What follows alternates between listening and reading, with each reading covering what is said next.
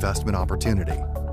Situated in Central Florida, in the same county as Disneyland, Indian Lake Estates is within easy reach of Orlando, Tampa, and the Space Coast. Indian Lake Estates is a gated private community covering 10 square miles right next to one of the largest freshwater lakes in Florida. Entering through the gates, you soon discover an 18-hole championship golf course, a 9-hole executive golf course, alongside tennis, pickleball, and basketball courts. And when the games are over, why not relax in the estate's 23,000 square foot clubhouse, have a drink at the bar, or dine in the restaurant looking over the golf course. On the western side of the development is Lake Walk on Water, a 14 square mile translucent freshwater lake that is every fisherman and boater's dream come true. And once at the lake, you'll discover the longest freshwater pier in Florida, a perfect spot to fish or just watch the stunning sunsets next to the abundant wildlife. Indian Lake Estates boasts a variety of half-acre buildable home sites extending from the golf course to the lake, including lake access canal lots. All lots come fully deeded as well as inspected for wetland and flood zones. Owners can use all the facilities without having to build. Caledonian offers a limited number of buildable lots with significant investment growth potential.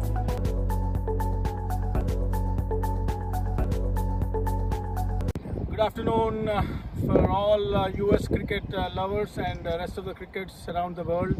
We have Cricket Council USA founder and chairman in ICC Cricket Academy, and we are very honored and lucky to have him today. And let's find out what is the reason and why he is here today and what he's trying to do to promote US cricket in the next few years.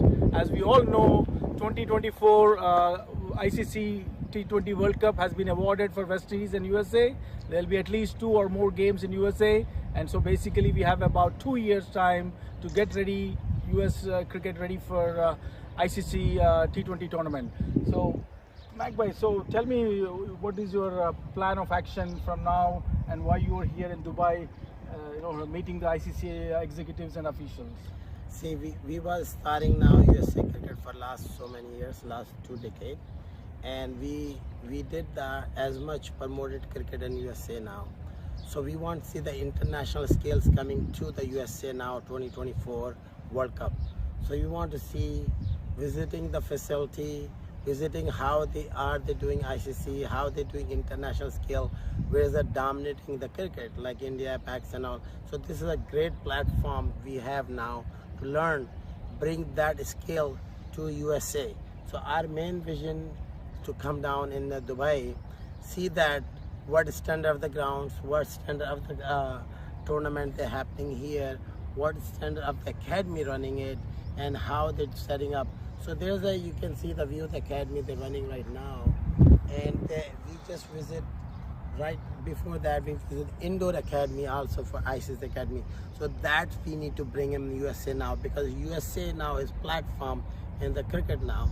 So US Open is one of the major tournaments been playing for all this year, but now we have more things coming in USA. So we want to learn more experience from international skills. So that's the reason we're here for the ICC Cricket Academy and look at it, the Sharjah stadiums today, and look at it, this thing of what we're missing for USA. Excellent. And we have seen US T20 Open going on for 13 years. It's one of the reputable tournament, and we have a lot of teams from West Indies, India, Pakistan, and everywhere. So now in this year you have endorsed at least 3 different tournaments. A few of them we know, Arkansas, California. So tell me about this endorsement and the movement which is happening in US cricket, as everybody is tired with the US cricket administration and they are looking up to Cricket Council USA to endorse more and more cricketers and more tournaments. So tell me your plan of action on that, both tournaments and players. Yeah, it's very simple. Cricket Council USA is a 2-decade recognition organization, and they're private entity. Private entity means in America is a different country than any other country, like in UAE, Pakistan, India, Dubai, and Bangladesh. They have the government control on the cricket. USA in America, they don't have the no control. The private enterprise is more success than any organization. So our organization have freedoms. We can do any kind of tournament. Any players, they can come and play and participate in it. So we seen of them last 20 years, many organization came in and is gone, and they're not doing the proper promoting cricket. So Cricket Council USA, we are the one only establishing cricket body in USA right now. It's the oldest and recognizations by Congress and governors and local senators, all recognizations. They bring this thing at the platform to bring the cricket is the right direction for last 2 decades. You know, like first we find T20 in USA, then find T10, first cricket stadium we built. So cricket organization for Cricket Council USA behind a lot of effort on the developing cricket in USA. So we saw this thing up is not moving right in direction for cricket, which is a member of the organization from ICC. So we stepped in many times, and it's continuously we promoting cricket right direction. So we seen a lot of tournament is not sanctioning, a lot of tournament is not promoting. So Cricket Council USA start promoting cricket for other scales, to bring more tournaments to in, not just for US Open, many other tournaments where we can get the better players. So this is the opportunity we give them to all the tournament hosts who was doing it. We're doing the free for sanctioning recognizations by Cricket Council USA for any tournaments there. So you can log in cricketcouncilusa.com, fill your application and endorse your tournament and sanction tournament by Cricket Council USA. This private entity, again, I was telling you, and this is the more recognizations by anybody. We have tournament hosting under ICC umbrella, ICC under rules regulation we have been done. We are officially in sanctioning the US Open for ICC sanction, and this is the only platform we had it. So now opportunity we open for everybody. So that's why we have started endorsing and recognizations and sanctioning the tournament for local scale, because they need it. They need very much to come in and play, and we need more players. Yeah, like another thing, to develop any sport, we need infrastructure, grounds and all. So we heard that you already secured lands 100 acres to 200 acres in more than 5 states, namely DC, New Jersey, Atlanta, Florida and Houston. So tell me about your plans getting this type of grounds where ICC standard ground in USA. I know there are at least 6 or 7 constructions going on, which you are leading by at least 5 of them that I know. Tell me about your plans, by when these cricket grounds and infrastructure will be available for US cricketers, and what is next steps for this, take it forward. You see the facility like this, and that's what the facility they needed in USA. We do have Broward County Cricket Stadium, MAQ Cricket Stadium, and there is in Houston few cricket stadiums, the grounds. But the major fields right now is the only international scale is the Broward County Cricket Stadiums. And also we have number of the cricket developing in. And now the times we want international scale to bring in a lot of international. So we came here visiting in many grounds, Sharjah Cricket Stadium #1, and then we came in ICC Academy grounds and all. So what scale we can bring in more? So we have choose 5-6 ground we building up there in USA now currently. One is Faithful and I-95, there's 2 international cricket council. And then also in International Cricket Council standards, we're building on those. And that, and also they're coming in to international scale in New Jersey, Philadelphia, and then a 200-acre just inquiry in Washington, D.C. And we're building one also private facility. So main reason we came here, see that ICC Academy, how the academy working, and ICC Academy here in the way. So we can able to similar same copy to bring in the Washington DC. There's a main hubs for the players and all. New York close by, you have Washington, Virginia, Atlanta, on North Carolina, South Carolina, all they come by. So we was putting on one is private organization academy is in there in Washington DC area, and we just have finished 200 acres, and this is the clubhouse we have it. So we getting this thing up, so that will be other boost. We have a number of 32 grounds now for our Cricket Council USA, many different Philadelphia, Tampa, South Florida, and New Jersey, and also we number of tournaments we sanctioned recently. So is growing, mass growing, going on right now. But our main visit here to how we build the duplicate copies, international skills and academies, and in the Washington DC. Thank you very much, MAQ boy, and thank you for our entire team of Cricket Council USA. And let's hope to see some grounds and exciting cricket in this year up to 2024. Have a nice day. Thank you. Indian Lake Estates as our newest Florida land investment opportunity. Situated in Central Florida, in the same county as Disneyland, Indian Lake Estates is within easy reach of Orlando, Tampa, and the Space Coast. Indian Lake Estates is a gated private community covering 10 square miles right next to one of the largest freshwater lakes in Florida. Entering through the gates, you soon discover an 18-hole championship golf course, a 9-hole executive golf course, alongside tennis, pickleball, and basketball courts. And when the games are over, why not relax in the estate's 23,000 square foot clubhouse, have a drink at the bar, or dine in the restaurant looking over the golf course. On the western side of the development is Lake Walk on Water, a 14 square mile translucent freshwater lake that is every fisherman and boater's dream come true. And once at the lake, you'll discover the longest freshwater pier in Florida, a perfect spot to fish or just watch the stunning sunsets next to the abundant wildlife. Indian Lake Estates boasts a variety of half-acre buildable home sites extending from the golf course to the lake, including lake access canal lots. All lots come fully deeded as well as inspected for wetland and flood zones. Owners can use all the facilities without having to build. Caledonian offers a limited number of buildable lots with significant investment growth potential.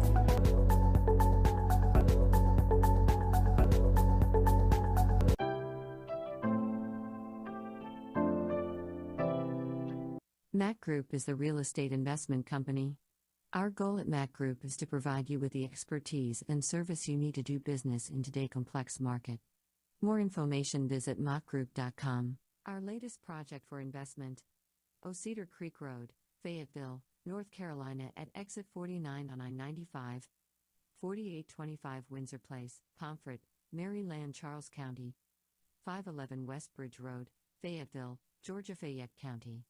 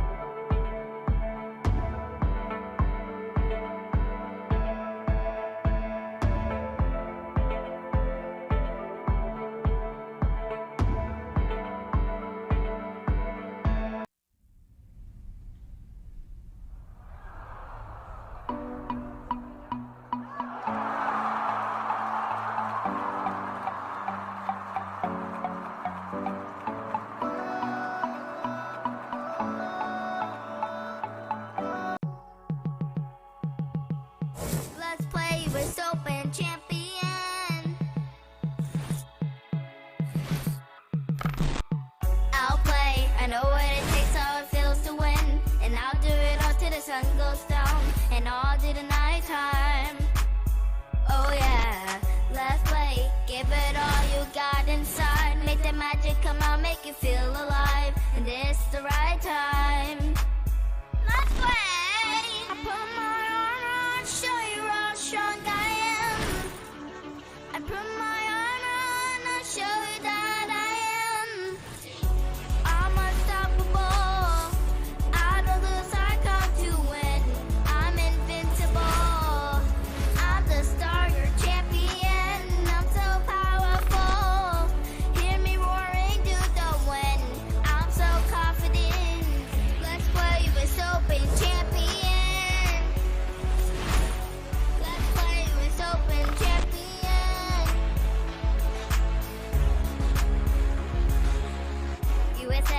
Only one star real here to play. Brace yourself, this is where dreams are made.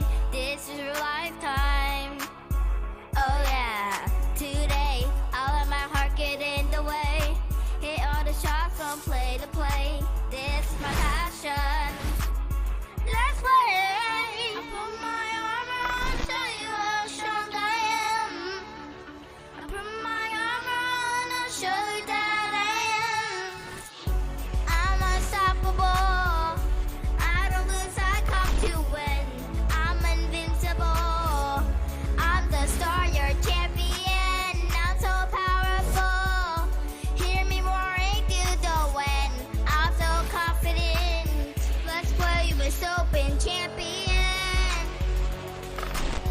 Let's play with open champion.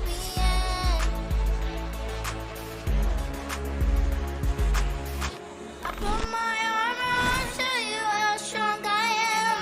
I put my armor on, I'll show you that I am. I'm unstoppable. I'm a loose, I come to win. I'm invincible.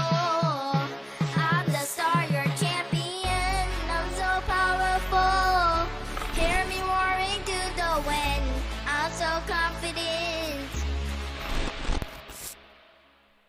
Make Group Investment Project. Indian Lake Estates as our newest Florida land investment opportunity.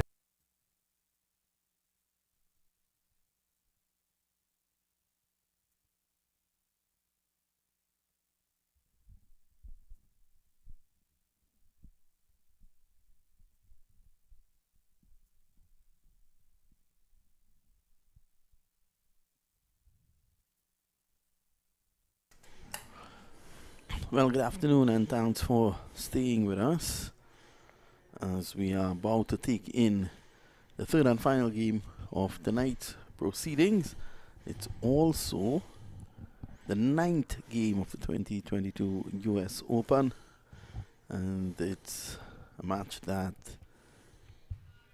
the guys here would need to win to qualify. Whoever wins here goes through to the quarterfinals. Yes, and yes, welcome back. We are Masters CC, and I think it's Fidel Edwards, who seems as if he's ready to charge in. So it's the Masters CC who are playing the Stallions. Masters taking full strike. The Stallions going down to defeat in their first game, so they need to win to stay alive, so to speak. And it's Stephen Taylor who is on strike. US batsman Taylor. Oh, that's a brilliant delivery. And Edwards, as he normally does, gets that late swing. It was swinging right back. And he was surprised he didn't have the prize wicket of Stephen Taylor to start. Yeah, that was a very, very good delivery. Taylor, the left-hander, is in there with Chandrapal Hemraj. Chandrapal Hemraj, of course, plays for Guyana and Amazon Warriors. So two good batsmen at the top of the order. Taylor.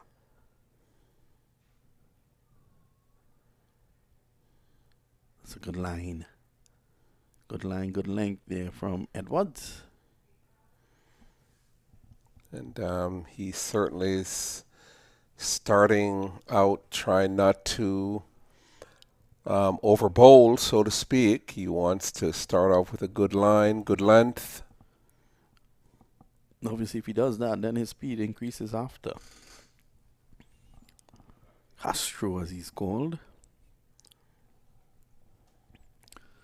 Master CC.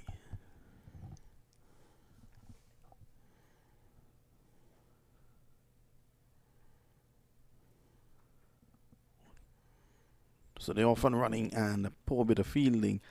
What should have been 1 turns into 2. And clearly, Fidel is not amused.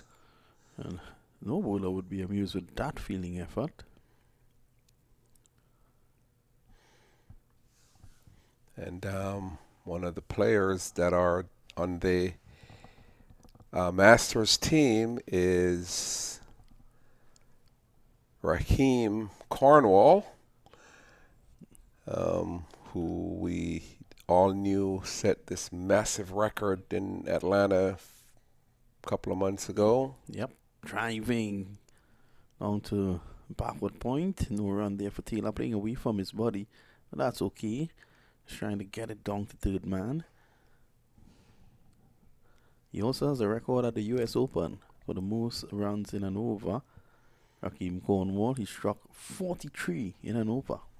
7 sixes at last year's US Open playing for the Samp Army.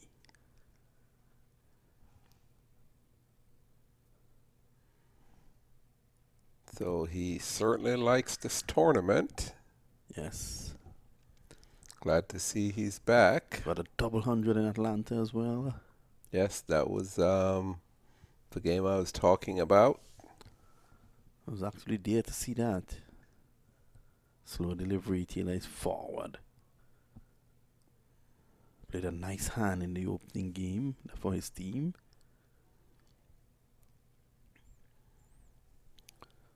Good talent, Stephen Taylor. Yes, started off pretty young in cricket in the U.S. and has Actually, he was born here. So yes, he was. Yeah. Yes.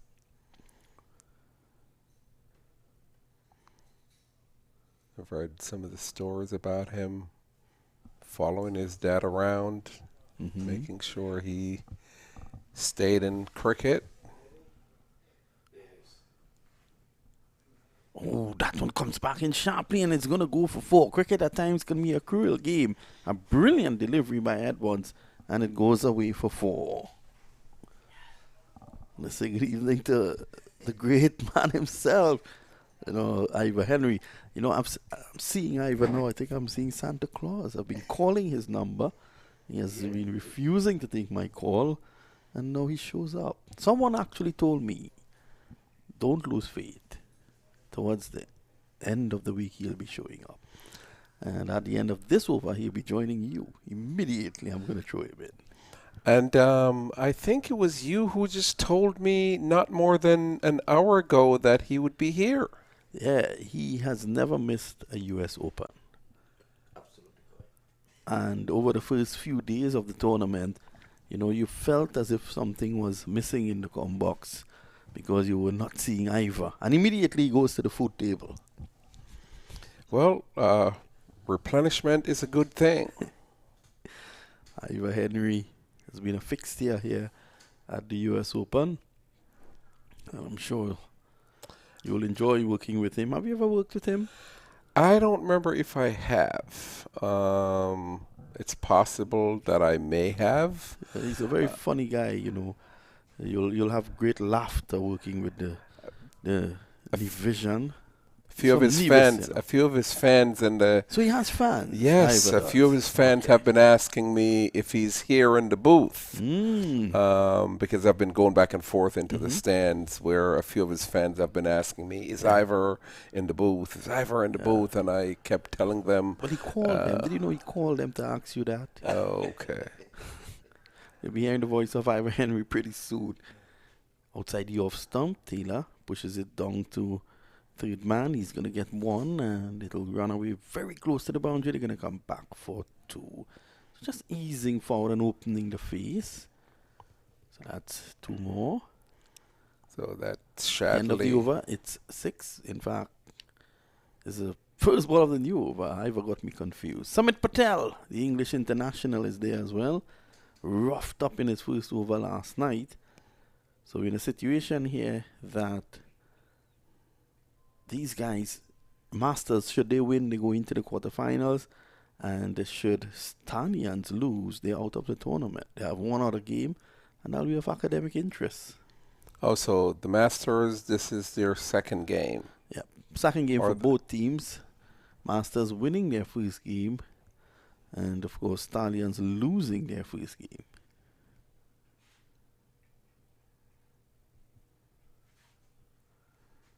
So it's Shadley Van Schelwick. is taking up the attack here from the pavilion end. This is the southern end of the ground.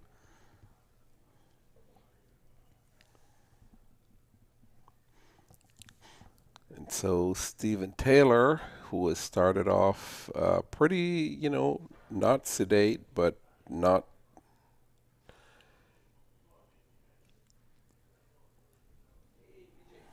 Patel in that critical backward point area.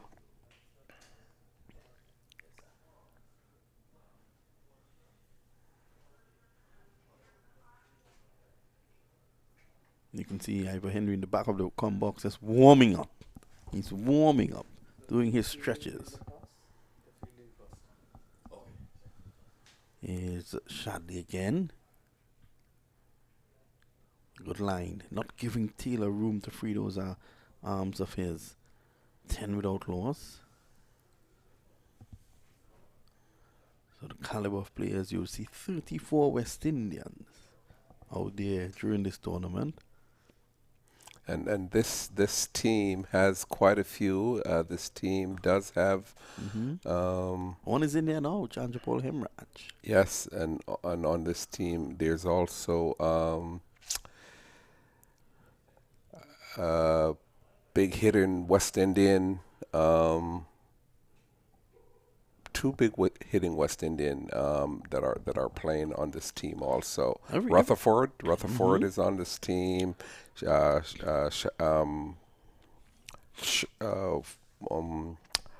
Odin Smith partner is on there. That's Romarius Shepherd. Yeah, Romario, yes. On the offside, it's the end of the over. But I'll tell you something. Every West Indian is a big hitting one. None bigger than the one who's coming to join you. Ivor Henry the Great. Ivor Henry the Great.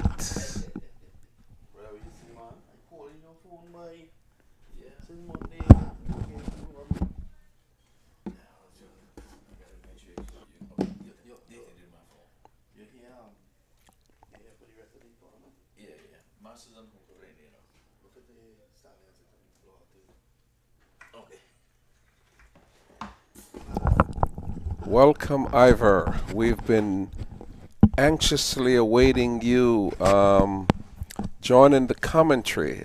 Fact of the matter, we have spoken your name time and time again. Couldn't wait for you to show up to turn the lead commentary over to you. Wow, that's some big boots here to fill. I'm just a little man. But anyway, good evening to all the viewers here on MAQ TV, whether it's morning, afternoon, good evening, good night. I just want to say, well, the party's just begun, you said? Yes, and your co-commentator is George. George, welcome, George. And I would imagine it's your first edition of the US Open? Actually, no. I've been around MAQ since the beginning. Since the beginning, but in the combox. You got baptized into the combox? Probably, maybe. I've done this maybe once or twice before, but not on a big scale. Not on a big scale. All right. Well, we have the Masters CC, they're on 12 for no loss at this time. Our very own Stephen Taylor is an 8 from 10, and Chandra Paul Hemraj keeping company 4 from 3. We're under lights here at the Broward County Stadium. Yes, and it's been a beautiful day and beautiful night, and it's just ideal for cricket. All right. Well, you said I got in late, but there's a saying that it's better late than never, but we have gone past that. It's better never late. Yes. It's better never late. And you know what? I still don't think you're late. I think you're just in time, considering, we're talking about, 8-9 days of cricket commentary, so we still have a long way to go, so you have a lot to make up for. All right, well, Fidel Edwards looking as fit as ever. Would have done the colors of the West Indies, Barbados, of course, and he recently would have got a recall to the West Indies right out of this US Open from his performance. I remember that. I did remember that. Well, it is Stephen Taylor who is on strike. Fidel Edwards comes in from the far end and he's getting one that's quite pacey, went through to the wicket keeper. Stephen Taylor was trying to get some will onto that one, but he's caught up with air. And you know, the wicket is it's truly amazing how good it is for as many games has been played on the exact same wicket. Yesterday, all of 3 games, and today it's going to be all of 3 games as well. Yes. Well, it's the most westerly pitch that it is. So for those viewers who would have known this park, it's the one that's on the western side, right next to the one that they would play for the ICC, the international matches. The pitch is very next to it. It's held up very well. The curator have done an awesome job. That's Milton Taylor. Yes, Mr. Taylor. Mr. Milton Taylor. So Masters, CC, they're trying to put some runs on the board. Hopefully they'll be putting enough that they can defend. Fidel Edwards and his team went down yesterday. Say? I think they went down yesterday, Fidel Edwards' team. Did they? Yes, they did. Driving. Yes, they did timing. lose yesterday. Yes, they did not play an ideal game yesterday, and as a result, they were not successful. So they faltered. Yes. Well, so Hemwood it is. He's going to be coming into strike, taking guard.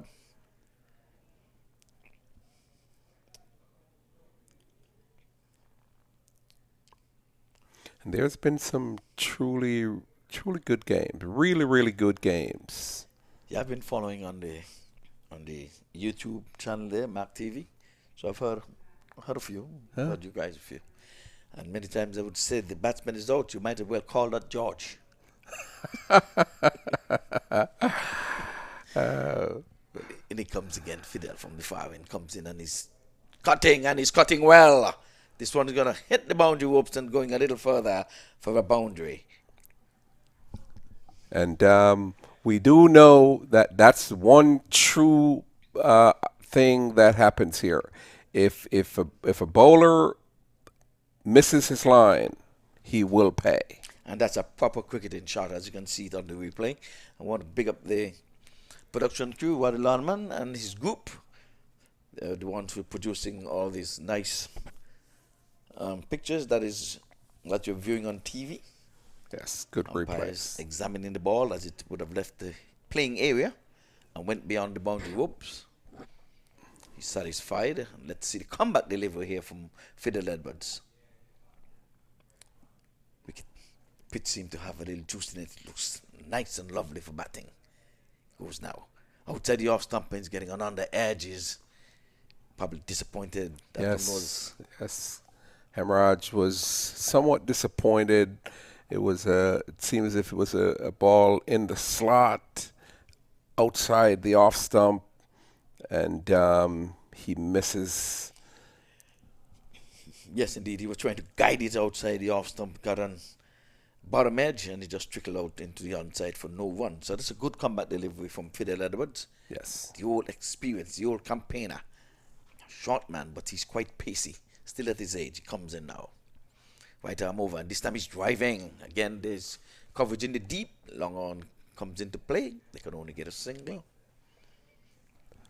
Yes. As that over comes to an end, not a bad one. Just one boundary.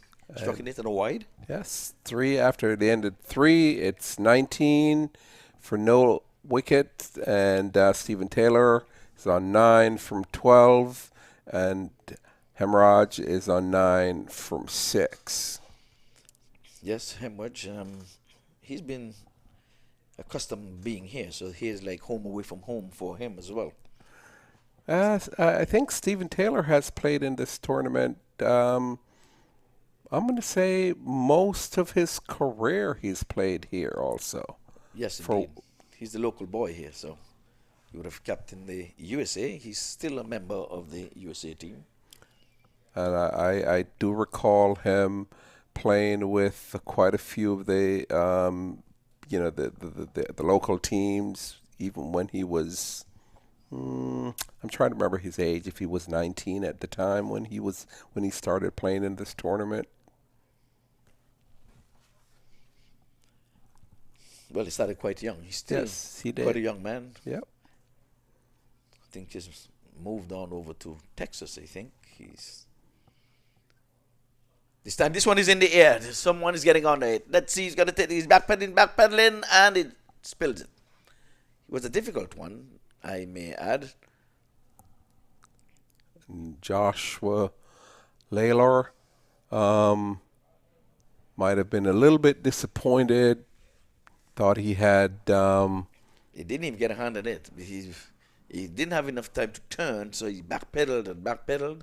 We normally walk forward or run forward. Yeah. So this time he's trying to drive into the onside. This one, I think, coming off the pads. Let's see, waiting on the signal from the umpire. No, he got some will onto that one.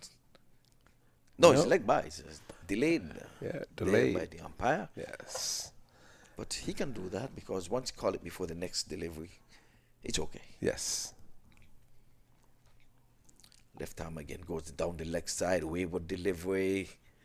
Here again, Hemwatch is missing out. She's trying to go for glowy, but 22 is in, it is, and Hemwatch is in double figures, gone past Taylor by 1.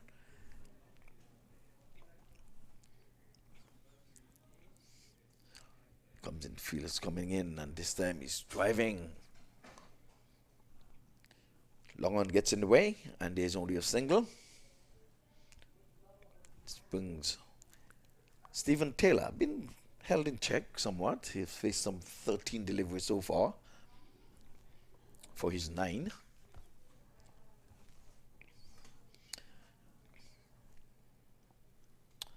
So Joshua, Stephen down the leg side again, and this time that would have been a good delivery for the right-hander. But for the left-hander, it's going to be going down the leg side, and it's going to be always called and signaled wide by the umpire. A partnership still in its infancy, just 24. We're in over number 4. Stephen Taylor, southpaw, left-hander, parents out of Jamaica. This time he's playing this one in the air, and Stephen is in trouble. He's gone. And what a soft dismissal. Just batting, catching practice.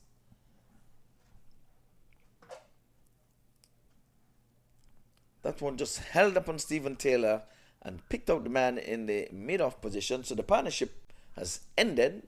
It's been broken by Lelo. So we look at it on the replay, putting the number 7 on his back.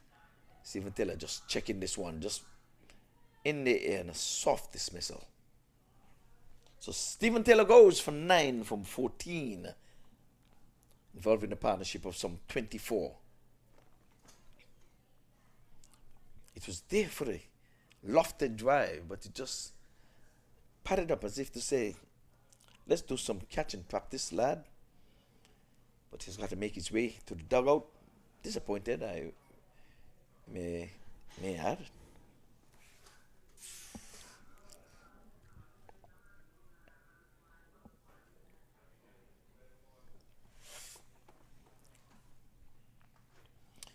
So again, this is the 14th edition of this US Open.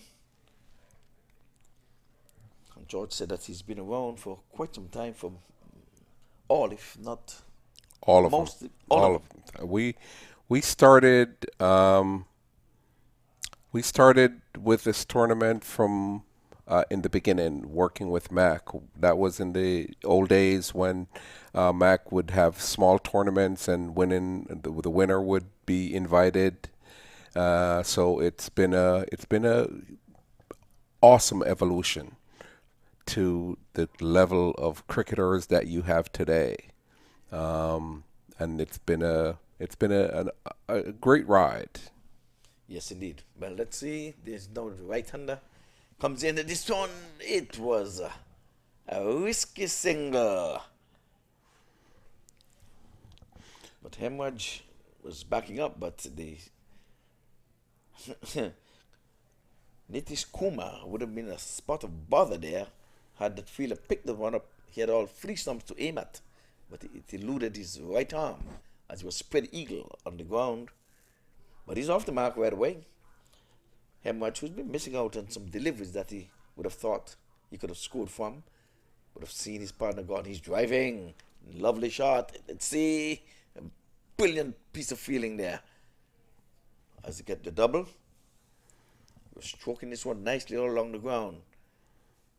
And that was a real good over from Josh Lalor, who is an Australian cricketer who plays for New South Wales and Melbourne Renegades. Pretty good all-rounder. Josh, this once again, when you look at the caliber of cricketers in this tournament, they're from everywhere. The Caribbean, Australia, the UK, Pakistan, India, you name it. Well, it's star-studded. It's a lot of international stars. Again, I want to say good evening to the viewers. Lynette Smith-Fox over there in St. Kitts said that she's listening. Mertrice Nisbet over there in New York as well. And on my way in, I saw Mr. Virgil Francis, 007. He's taking in this live and lively downstairs. So, Virgil, I want to say good evening to you too as well as Leon Francis. That's of the Cricket Show fame. He's in Tallahassee, and he is right behind the TV at this time. So is Mr. Dennis Heath over there in Southern California. They're all taking in this tournament. So, George, they're listening to you? Yes, I actually got a text from one of my friends in New York, Gaswell Birch. And he's gone! Now, that was a beautiful catch. I'm the Kuma, he came for a good time, but he didn't come for a long time. Yes. If you look at it here. Stallions are... Here it is. It's a good-looking shot. Comes in now, he bowls. He's driving, but aerial, and he picks out the man right in the mid-off position and takes it like he's picking apples from the tree. Yes, and whatever is given is taken. There you go, that is it. So 1 wicket always, 1 win, 2. So Stephen Taylor and Kuma, they've gone in a hurry, so it's 27 for 2 at this time, and we're still into over number 5. Yes, still in the power play. Well, let's see what Anthony Bumble has in store here for us. So the last 2 overs has produced wickets here for the fielding team.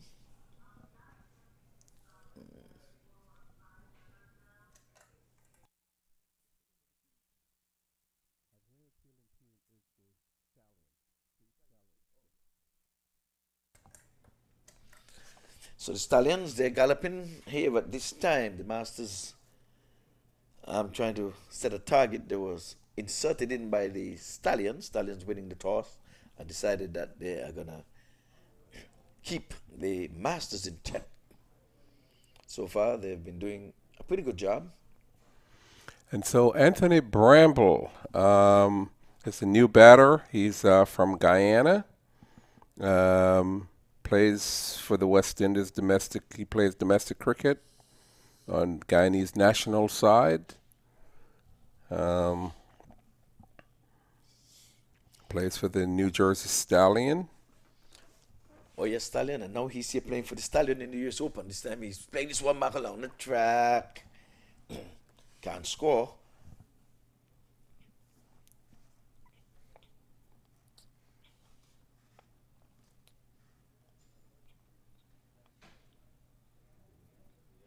Van Shalwick.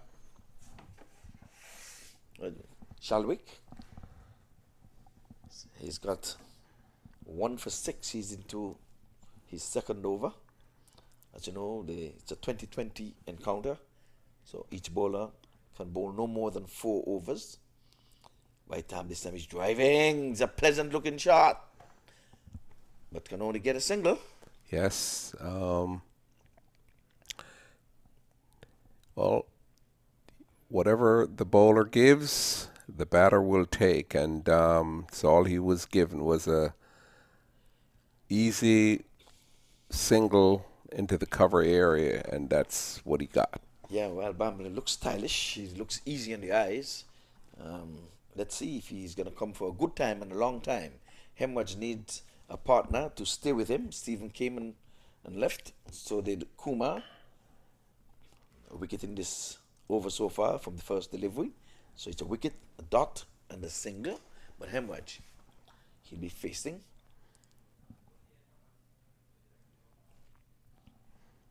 So he bowls right arm over, and this time Hemraj is turning it around the corner.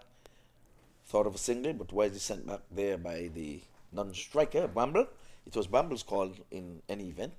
That one was going behind him. And is that the big man? Is that Cornwall? Yes, Raheem Cornwall, yes. Cornwall, yes. And if you, as you can see there, they're not taking any chances with the big man. Yes. Not gonna take a single from him, nah. Hemraj thought of a single. Bramble wisely said no. This time he's playing this one into the onside, working it off the legs. To short mid wicket, good throw into the wicket keeper. Single. Yeah, ramble through for an easy single.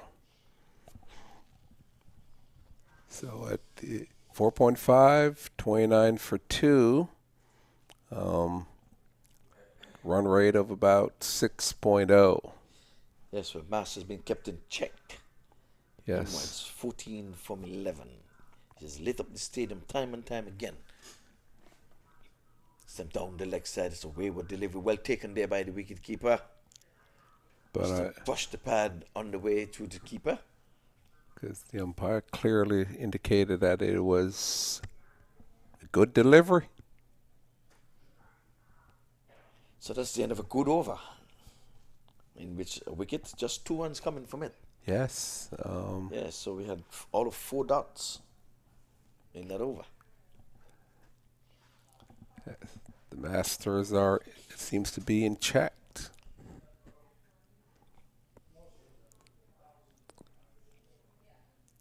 So Cornwall, earlier this year, he would have struck some 205 in an inning over there in Atlanta. Yes, was all over social media. I'm telling you, it's just a boundary hitting, some 20-yard fours and a ton of sixes. Yes, it was just over social media. Everybody was talking about it. In a 2020 encounter, this big man made a double.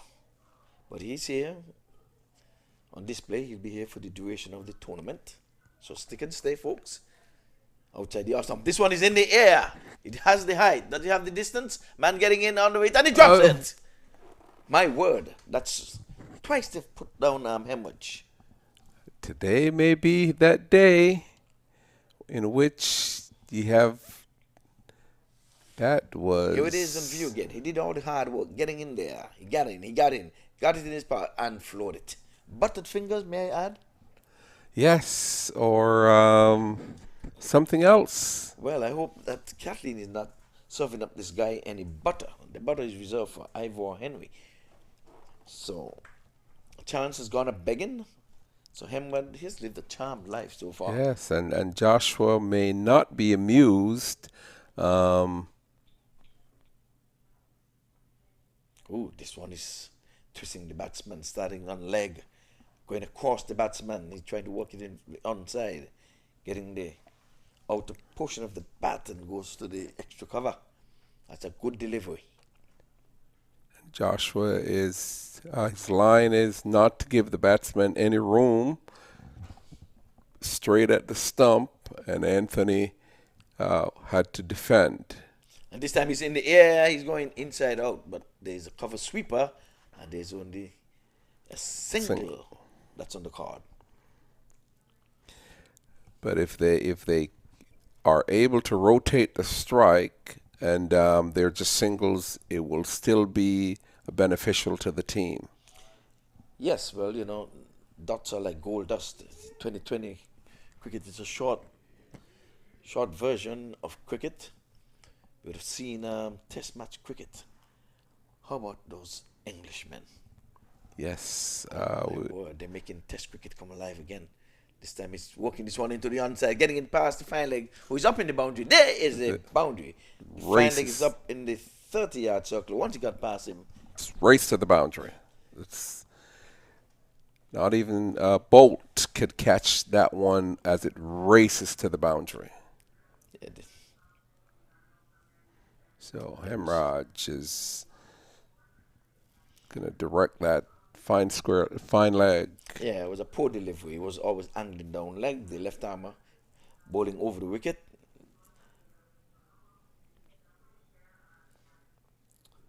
So all Ahmad had to do just to beat the man in the fine leg position who is up in the circle. And that's all she wrote. Let's see the comeback delivery.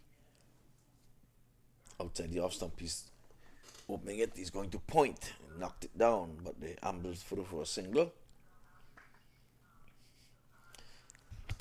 That was a good turnaround. Not bad from the bowler and the batter. Yes, indeed. Again, it's the 14th edition, and we are coming to you live from the Broward County Stadium, right here in the beautiful city of Lauderhill, in the county of Broward, in the state of Florida. Yes. In the country of the United States of America. It's all happening, folks.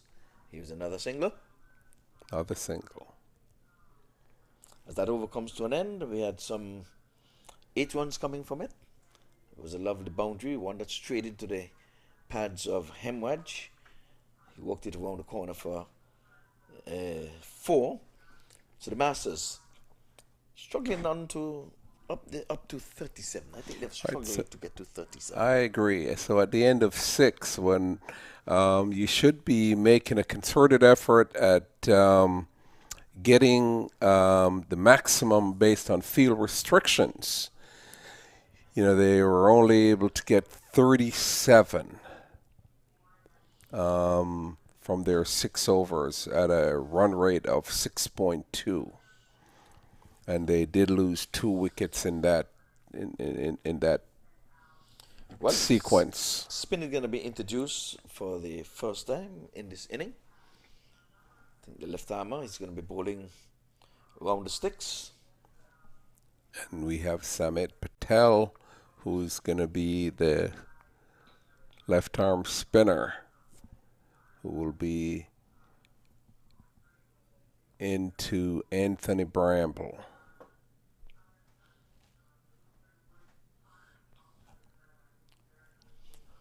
So this is the last match of the day. This is the match number 3. So in case you're just waking up, you're over there probably in India or Pakistan, just want to know that you're viewing MAQ TV, and the cricket is coming to you live and lively from right here in the beautiful city of Lauderhill. Some people prefer to say Fort Lauderdale. I've always used Fort Lauderdale. My dad lives just around the corner from the stadium. I distinctly remembered, you know, when the discussion first started, and he, you know, I mean, he was, George, they're going to be building a cricket stadium just around the corner. And so Samit to Anthony, who gets back and played that gently, and they ambled through for a single. Yeah, that one was just flat and not doing much, but just the first delivery. Very watchful. Hemwedge now comes and strike. He's lived a charmed life so far. He's got 2 lives. Last one should have been really, really taken. I don't think I can call it first on the chance, because he got over the bowler's head. It was a possible chance. This time he's on the back foot and he's punching into the offside. One in the first one quickly. Racing hard. They're going to be taking on the arm. Yes. Yeah, racing pretty hard for the first one to ensure that they at least be comfortable getting the double. Yes, indeed. There's a cover sweeper, but he was right back on the boundary. So they had enough time. He was well placed, well timed. That's good cricket. It was a proper cricketing shot. This time he's going high. He's going hard. And it's gone all the way. All the way for a US Open maximum. It was well timed. It was sweetly timed. We'll see the replay. There it is. Had the elevation, and he just admired the shot. He just stood there. Come back, he's going again into the onside this time. He's going, it's gone. Back-to-back sixes. So they're targeting Samit Patel as the 50 comes up. By the way, it's 52. So They moved from 37 to 52. And Quick, fast, and in a hurry. before you know it, Hemorrhage is on 34 from 17. Yes, they're targeting the slow bowlers. So once he's there, we know he can wheel the wheeler. Let's see if you're going to see. Would it be a hat trick of sixes? Let us see. No, it will not. This is a faster, flatter. And he worked it off the legs for a single. Which is good cricket. Unless it's a wayward ball, the whole intent is take what the fielding team gives. And yes, that was a much better ball, so he... Yeah, it's early days yet. The party has not started. By the time the 15th, 16th over, if they're just about 2 or 3 wickets down, I think this time it's going into the offside, and Bramble thinking, one, why is he sent back there by Hemwaj? So how about young Shanda Paul? Yes. Once again, I was reading that article with his dad saying he watches how he does things, and he thinks he's doing very well. He tries to guide him, but he's a chip off the old block. Yes, indeed. Well, he would have coached him. I once umpired a match in the minor leagues when Shanda Paul was the coach out of the team out of Atlanta, and he played. His son played, and he really performed in that 2020 match. He opened the batting, and he bowled as well. I was surprised Batway didn't give him a bowl in that match against Australia. No. He can bowl, yes. What is strange, okay, and Raheem... Oh, this time he's going in the air. He's going. Hemwaj is taking a liking to this now. He's gone for another US maximum. Yes, that was short. He got on the back foot and hoiked that straight. Yes, in the corner region. Yes. For a 6. So we look at it again here. This time short. It was asking to be hit, and Hemwaj made no mistake. Got on the back foot, swiveled, picked his spot, and it was easy picking for him. Made no mistake about that. No, not at all. So he's taking a likeness to the spinners.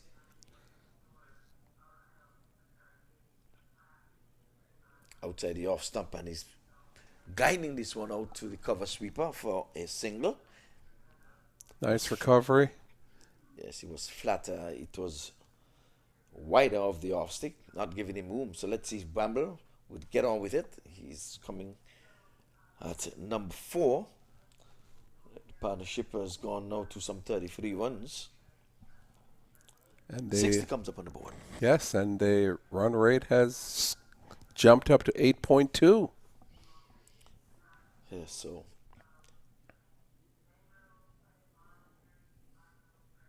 this time he's going after him again. He's cutting, but can't beat point. Picked out the man there. Once he would have split the short third man and point, he would have been in business. Hit it straight to point. Corner this time again. He's slapping this one again. He's getting runs here. It's going to be 4. Trace a bullet into the extra cover region. Yeah, Conrad guilty of drying this one down and outside the off stump, giving width, and he picked his spot. He would have missed out on the previous delivery when he's cut it straight to point. An inch either way of the man on point, he would have been in business. Outside the off stump again, he's going in the air. In the air, there's a man down there. He dropped it.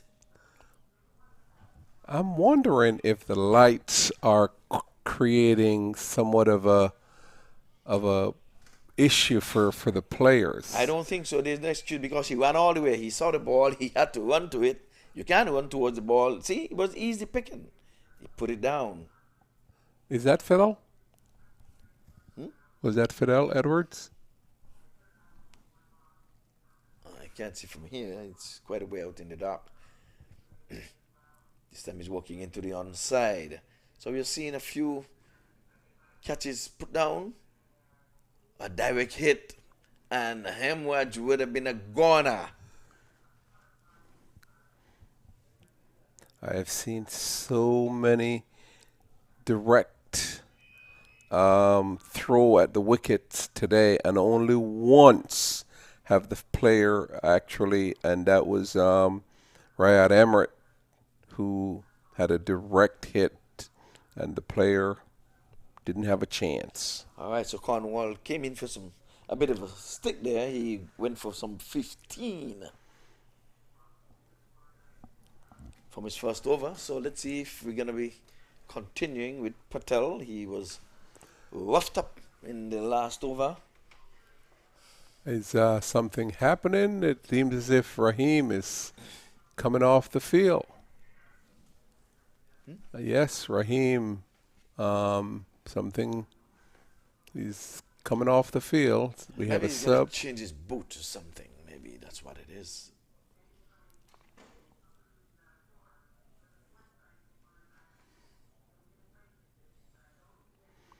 Okay, so Samit Patel is back into the attack, bowling his second over. And he's bowling to Hamraj.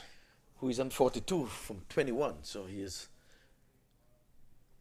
driving, but again he's gonna be picking out long off for a single. So Hamraj's look good when he's on the go. He miscued one that went over the head of the short mid wicket. Didn't go to hand. It was a possible chance, but then one actually went into the pass and out. On the back foot again, he's driving, but again can't pass extra cover. Anthony Bramble is he's playing quite easy and steady. Yeah, but he's playing straight to the fielders. This time he's in the air. There's a man down there. He's not going to get there on time. They're going to be running two in the meantime. That's a good throw coming in. One bounce there. Good work there by the wicket keeper. And it'd be wise for the batter to not touch the ball. I'm sure you were listening yesterday when an international player touches the ball while running and was given out. Yeah, obstruction. Yeah. So Bramble looks good. He looks easy in the eyes. Yes, he does. Outside the off stump, he's not moving his feet. His feet was anchored in cement. Right, and that's all they do, swing with their arms. Yes, you have to take your feet with you, and then he would have been in business there. But he stood there and just swung at that one. Good delivery, though. Outside the off stump. This time going inside out. And that's a 6. No, not the 6. He was... Did he put it down? No, it was a good stop. Oh, let's see it again. Let's see if he got his hand to it. Let's see. He's going inside out. Came from the outer portion of the bat. There's a fielder down there. No, he dropped way inside. So good bit of feeling. Yes, excellent awesome feeling. feeling. Good work there by the cameraman as well. Very good. And so the fielder that was given out for obstruction yesterday was Dan Lawrence. And so he was definitely not happy with the decision, considering the circumstances. What was the circumstances? He was simply running. The player had threw the ball, and he was trying to pass the ball back to the player. Well, the ball was live. Oh, true, but they had already finished the run. And he was merely trying to pass the ball back to the player after the run. So he was not, in his opinion, it appears, he was not attempting to obstruct. He was simply trying to pass the ball. Oh, by the way, the discussion with most of the players afterwards were that only one player wanted to the appeal. What is it? You just take one to appeal. And it was the most important player. The captain. It was the most important player. And only him could have withdrawn the appeal. Right. It was the only. That was the only player. You see, he knows the rules, so that's a good captain. But in the spirit of the game, all the other players, knew the rules. That they just didn't thought in the spirit of the game that because he wasn't attempting to do anything untowards the game. He was merely trying to pass the ball back to the players to keep the game going. I understand. But once appeal, I mean, this time he's going inside out and he's going straight down and he's taken. Once again, they have some really good. They take some good catches and then look at the ones that they drop. Yeah, they dropped the simple ones, and this time he got in, and it was right beneath us. So you may not be able to see it. Let's see if you can see it in the replay. I'm not sure. It was, but that was a it truly good so catch. Fast and in a hurry, but we saw it with our naked eyes here. He ran in about 10 meters and just took it on the bootlaces. Yes, it was. Here it is. Again, going aerial. Hemwatch knew that it was gonna be in trouble, so Hemwatch didn't even go through with the run because the new rule is that the rules doesn't matter. New batter, right. But I don't think that was proper cricket though. The schoolboy should not emulate what Hemwatch would have done. If he would have dropped it, you should have been looking for the second. But midway, he just stood there saying, I believe he's going to catch this, so I'm not going to go up there. Yeah. Your duty is to get up there. And if you dropped it, your duty is to look for a second one. So were you watching the game earlier in which that's exactly what happened, where they dropped the catch? Actually, it was supposed to be, I think it was a no ball or something, in which instead of them continuing to run, they didn't. And so it turned out it was a no ball or whatever it is, but he got run out. See, got to make good your grounds. Leave it to the umpire. Let him say the ball is dead. You don't go halfway and say, I believe you're going to catch it. Then what would have happened if he would have dropped it? Now Hemwatch would have had to take off to make good his ground. Yes. So that's not one coming out of the coach's manual. Play cricket. And then I saw down the leg side. That's an arm ball. Would have been a good one. So what we have is Sherfan Rutherford from Guyana. And I am, once again, not sure I understand how come he haven't played for the West Indies. Who, Rutherford? Yes. He impresses me every time I see him play league cricket, whether it's CPL or IPL or PSL or whichever it is, except he doesn't seem to get to play for the West Indies. Okay, well, he's getting to play for the Masters, and they need him now. They need someone to stay with Hemwatch. Hemwatch been there at the top of the inning, and is what three batters come and go. This time he's working this one off the legs into the onside, and ambling through for a single. And it's Harry Tector, another Irish player, he plays for the Irish national team. Well, it's putting the big 6'8" on his back, one away from 69. This time he's on the back foot, just eluding the mid-on, who's been a bit wide there. Long on comes into play. Another single. And if you look at the Irish team, I think almost every player is here. Okay, well, Hemwatch one strike away from his 50. He wouldn't get it with this stroke, though. He's working it into the onside for a single. His strike rate is pretty good, 46 from 25. Yes, and like I said, he wants to be there when the party starts. Yes. So we're in the halfway stage here now at 10 overs.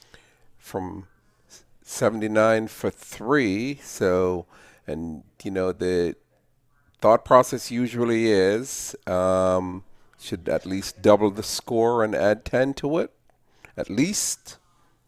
So 180, 170, somewhere in about 170. Well, if Hemwatch is there, they'll get that quite easily. Keep on doing what you're doing, Sammy.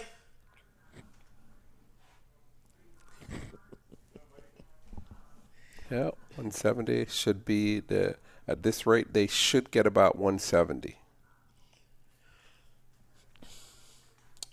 Like I said, well, at the halfway stage, we're into the night sky. On the lights here at the Broward County Stadium, day number 3. So Fidel Edwards is going to be continuing. Would have bowled some 2 for 13, decent figures. Would have bowled when Stephen Taylor and Hemwedge were the 2 frontline batters, and he kept them in check, pretty much. Taylor left the first one down with a soft dismissal. Left for 9. Didn't even get into double figures, but Hemwedge is here on 46, and he will be on strike again, just a boundary away from 50. It'll be a good one in the circumstances, seeing that wickets would have come and gone with him still at the wicket. So he crouching in an awkward looking stance there. But he waits for Fidel Edwards. This time he's working it off the legs for a single. Still haven't had a report on Cornwall. He's still beneath us here, sitting in the dugout. Yes, he is. But I wonder if he's going to be batting, because if he's going to be off the field, he has got to time it to at least get back on the field of play. And he typically opens. Yes, and if he wants to finish the other 3 overs that is allotted to him, he's got to be on the field for the amount of time that he would have, amount of overs or time that he would have been off the field. So Fidel. So your man comes into strike now. Weatherford, Shane Ford. You have been disappointed with the West Indies selectors. Yes, I must. You make no bones about it. I have been. You know, he's been impressive to me. He's been impressive. But you know, I've been somewhat disappointed with some of the selections and well, can the I West put you on the Indies team. spot? I mean, at the time when you thought he would have made the team, who would have left out of the? I'm going to make it easy for you. Out of the 15, when he would have selected a squad, I'm not going to bring it down to the 11. Who should have been left out as a batsman or a batter that Hemwedge should have replaced them? All right, so give me a few seconds to think about it. Yes. Just don't make sure you have some close spins with you, because you're hanging on the fence. Oh yes, I am. I have to think about it for a minute. Oh, take your time. Oh, by the way, take your time. They had Darren Bravo in the team at the time. I've seen Darren Bravo being playing, and there's no way Darren Bravo should have been playing over him. At what stage of Darren Bravo's? When we're talking about T20 cricket. Or T20 cricket. Well, you remember, Darren Bravo came up with Coley and Joe Root and those guys. Yeah, but Darren Bravo was playing cricket for West Indies 2 years ago. Remember, Darren Bravo was playing. Darren Bravo have only not been playing cricket for West Indies. You know, I mean, over the last maybe 2 years. He's been performing on in T20 cricket ever since he broke in. Okay. And he's never gotten the opportunity. Okay, so I'm not disagreeing with you. No. Just need for the viewers them. Outside the off stump, he's getting on the edge there in that one. So Weatherford is a Yorker, but outside the off stump, and he's trying to guide it. But keeper. But one could think about it this way, that says he's good enough to play for every league team in the world. Franchise cricket. For franchise cricket team in the world. And been performing. And has performed. Okay, we need to look it up and see.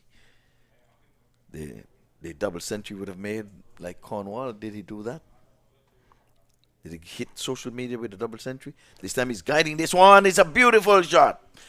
goes past the diving backward point and down to the boundary for 4. So your man has joined the party. And that's actually that's Camerage, I think it is. Oh No, that's not. Rutherford. Oh, we're He's still guiding this one. Look at it. Guiding, beautiful, Yes. beautiful. Past the diving outstretched hand of the point. He's classy. He really is classy.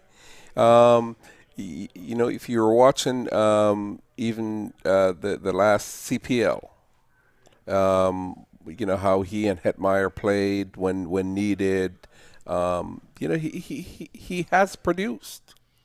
Yes, I'm agreeing with you. Yeah, he has produced. I just have not been able to quite understand the West Indies selectors. Okay, well, it's 86 to 3, and he's showing his wares here at the 14th edition of the US Open.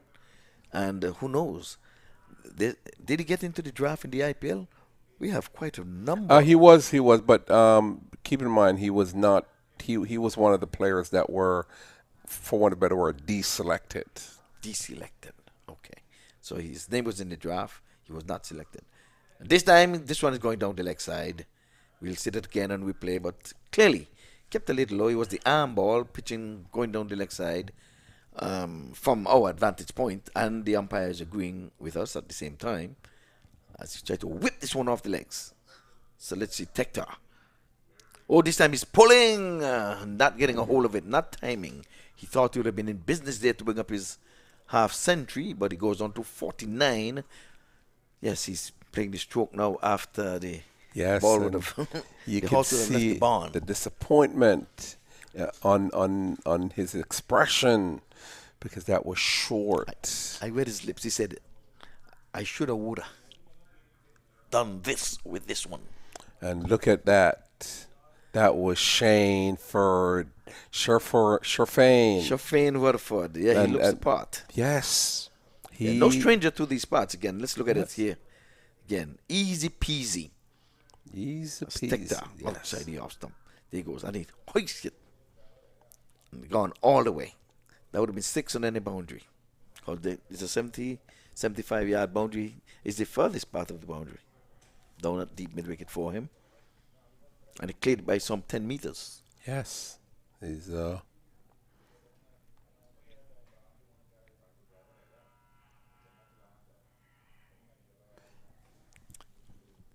So it's another one of those balls where we need 2 or 3 people just to retrieve it. Went that far? Yeah, he left the playing area. He went up into the where the party stand usually be when international cricket is being played here at the stadium. International cricket, the party stand is usually over there, and the ball has left the playing area and it's gone way back.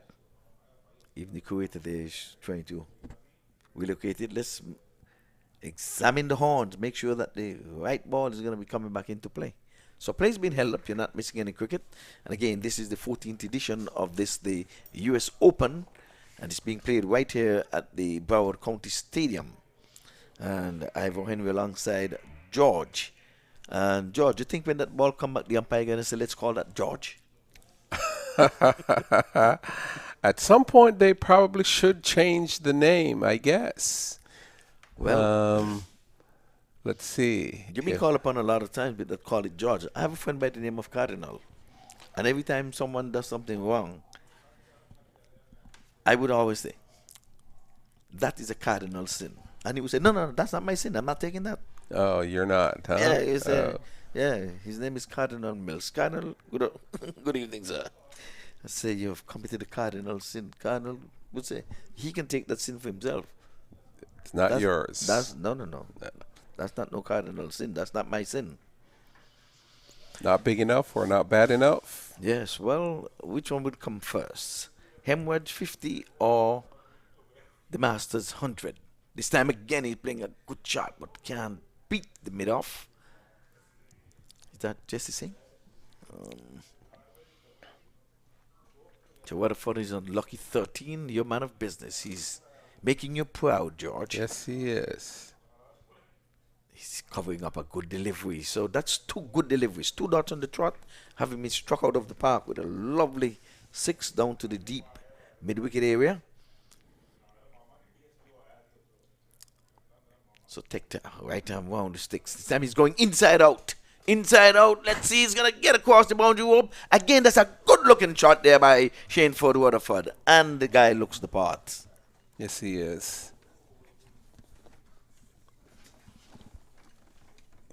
And Sharfane Rutherford, that's what he does so well.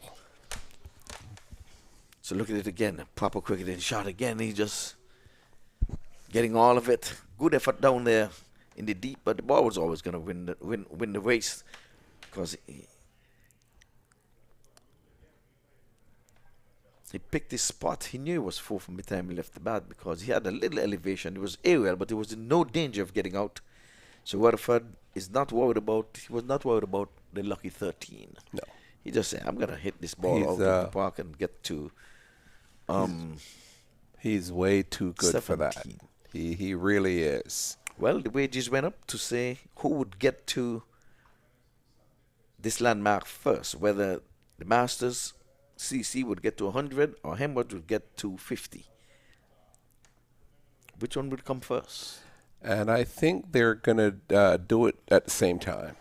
Well, I think Hemwood is going to. They will do it. See, is he going to hit a boundary? Yes, he's going to hit a boundary. Okay, so let's see. And so it's Stan Van. No, he'll make his 50 before he gets to 100. So the 50 came first. So 50 for Hemwood. Good is luck. Yes, he had a few lucky events in there, but that's part of cricket. Yes, well, the laws and the rules of cricket didn't say you have to bat, leave your area, and go and catch yourself. Yes. So Shalwick, he comes in now, bowls down the leg side. He's working this one. Oh, direct hit again would have been interesting. Hemwood's called, and that's good cricket because Hemwood would have been left stranded, but Rutherford trusted the call. Put himself in a little bit of danger. He was a little slow in getting off of the blocks because he was on the back foot, working it around the corner. And looking at the ball. Pushed him. Yes, he was certainly looking at where the ball was before he ran. Yes. Ooh, this one is edging past the wicketkeeper. And down to the boundary for 4. Was calculated, so Hemwood was... It would have been a beautiful beautiful catch behind the sticks. That would have been going down about second slip. We look at it again. Calculated, look at it. See, he guided it. Yes. And he knew once he get it past the keeper. Horizontal dive, but yes, way too far for him to make a play on that. And Hemwood is pulling, and he's gone. He's taken down at the deep backward square leg, so Hemwood made his 50 and then can't believe that he would have given up his wicket. He wanted to be there for the party at about, say, 16, 17 overs, and he just guided this one around the corner. He did not see deep backward square leg, I guess, because he thought he was in business. And again, like Taylor, that's a soft dismissal in the end. Yes.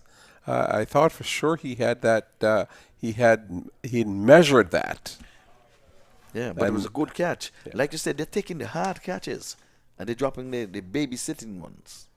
Yeah.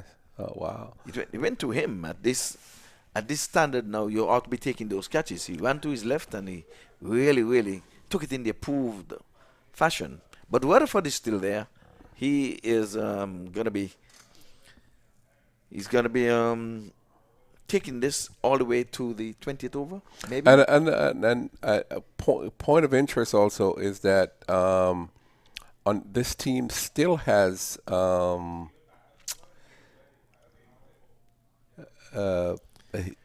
big hitter from Barbados, from Guyana, that's also on this team.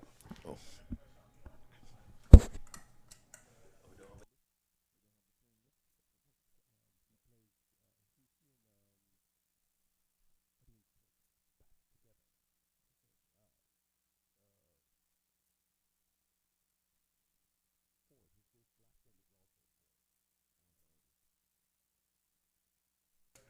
Tall.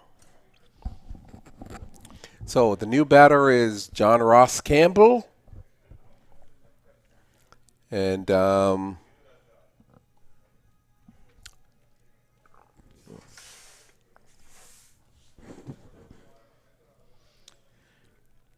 Weatherford an 18 from 11, and Campbell has now come to join him, and he will be in strike as per the new rules that would have been formulated and come into play from October. Down the leg side, he's pulling, and he's pulling well. Seems as if he was in two minds whether to duck or to pull, but it went for 6. Nonetheless, was a good-looking shot, but how he did that, we look at it again. Great-looking shot. Yes, look at it again. He kept his eyes on it, though. See? It was a little low, but he got all of it.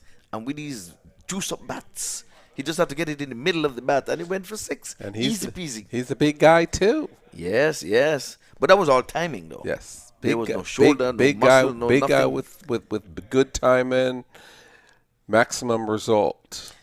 I guess he would have told Hemwedge, this is how you do it. You struck 3 6s, but that's how you swivel and you pick your spot. And the mid wicket was vacant, at the same time. So Shalwick, he's been unsung. He's got 2 wickets, and he's in his 3rd over of getting this over. Shalwick, let's see how he changed that. Oh, this one is good delivery in the block hole. Came down in the nick of time. So Hemwedge would have made his 50, and he would have departed.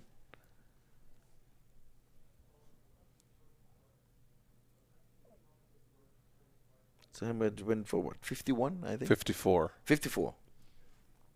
Yes, he did struck a 4 after he got that single.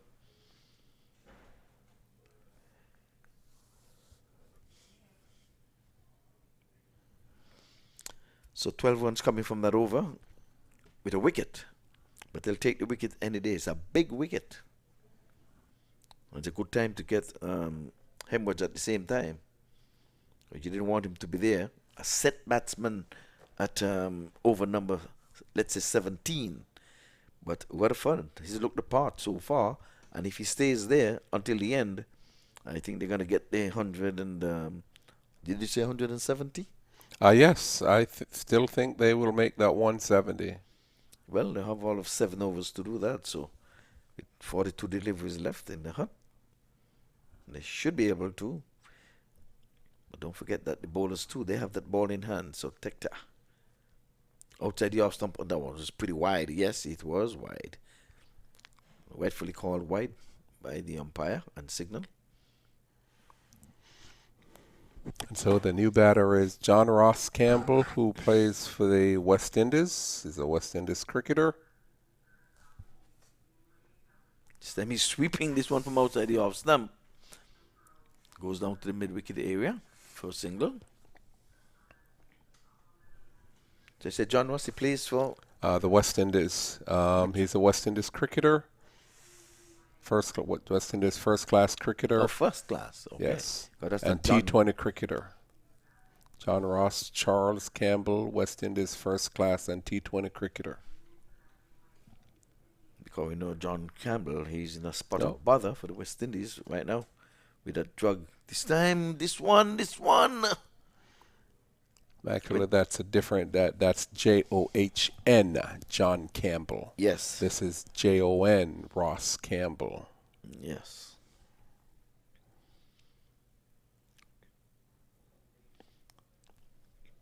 So Campbell was anxious. There's quite a bit of southpaw in this team. Oh, this time is good delivery. Circumspect, he brings him forward and saying, respect me. That's what Tector is saying. It's Harry Carey. He's gone for some 19 runs so far. Take not 1 wicket. Outside the off stump, he's not timing, getting the under portion of the bat. He has a real good inside-out shot that he loves to play. Yes, but Tector is getting the better. them right now with 3 dots on the trot here. So let's see, something have to give. 112 for 4. He's on the back foot, playing it out to the deep extra cover. Comes in off the boundary, and they can only get a single. Amble through for a single. It's no seam. They're not running with intent. Earlier, they were running as if they wanted to, putting pressure on the fielders. Again, not timing, and the end of a good over. Very good over from Harry Tector. Yeah, his ball is 3 overs for only 20 and has taken a wicket.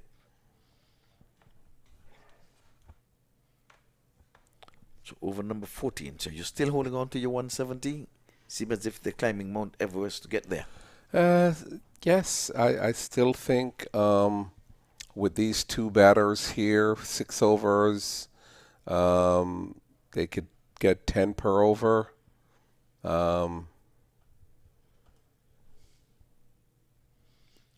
Okay, we will watch. We will wait. Yeah. And we shall see. Yes. I think it's going to be hard. Hemwadge, yes. Waterford, I don't know if he's that kind of a gung-ho kind of guy, because he looks so good and easy in the eyes. Seemed like he's suited for the 50 overs. Yeah, he says, and he's a true T20 player. Yes, but like I said, I like what I saw with Campbell, because the first delivery, he timed one down to deep backward square leg for 6. He manufactured that one, as a matter of fact. So the next 3 players are true T20 players, because I know who's coming next. Okay. Or down the leg side, and missed out. Waterford definitely missed out. He should have been sweeping that one. Yes. Really hard, because it was a free delivery. It was pitched outside the leg stump, and the laws of cricket, you're not going to be giving out LBW the ball pitching outside the leg stump. Or just let it go. Get a wide on it. This time he's hitting this one into the offside for 4. Again, he good swinging arc of the bat. He just picked his spot. I like what I see with this young man, that when he hits, the stays hit. And when he pick in the gap, he's doing it with precision. You see that? Yes, he has a great inside out. Yes, he picked the angle. It's like shooting pool. Semi's coming down the track. Bowler see him coming. That's good bowling. He held it back. After he saw Waterford coming towards him, he's like, oh no, I'm going to shorten this one, pal. But it's going to bring Campbell on strike. He's going at a pretty good clip. It's gone 8 from 4. Strike rate of 200. Yes. So partnership has gone to 15 quickly.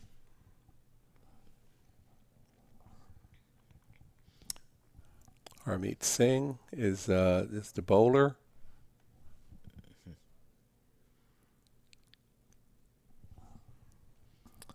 He's coming in pretty late in this inning. Yes, I the was spinners surprised. have done the trick so far. Oh, this one is in the air. It's in the air. It's going to go beyond the boundary rope for 6. All the way. Again. So Campbell is the big hitter. Yes, and he times them so well. Again, he picked the spot. These guys, I hope these bats are not illegal, man. Look at it. Just easy peasy. Look at it. Bam! Picked his spot and hoik it in the air and way over the fielder. Way over its head. And there's another single. It's a little bit like Odin Smith. You know, when he straightened his arms and he hits that ball, there is no doubt about where it's going. Mm-hmm.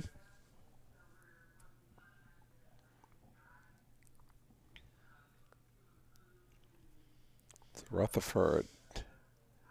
Harmeet Singh to Rutherford. We're not timing this one. They're running First one quickly, thinking 2, and they're going to get it quite easily too. It's a good throw, comes into the wicket keeper. As the over comes to an end, so some 12 runs coming from it. No, I think it should be more than 12. No, 14. 14 coming from it, scoreboard. Right. So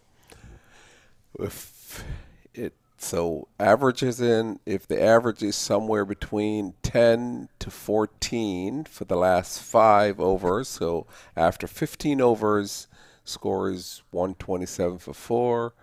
Rutherford is on 26 from 19. Josh Ron Campbell is on 15 from 6. And again, earlier in the day, Stallion would have won the toss and inserted the Masters. And Stephen Taylor would have been first one down. He and Hemwood would have opened the batting. And ever since that, 4 wickets would have gone. Hemwood with a 50 to his name, 54. And Cornwall is back on the field, so I imagine he would not be able to bowl his allotment of overs because he's been off the field for quite some time, but he'll be able to bat and open the inning.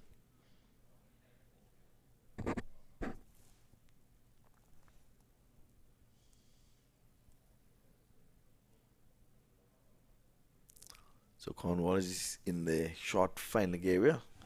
I guess they're going to not want to stray down the leg side.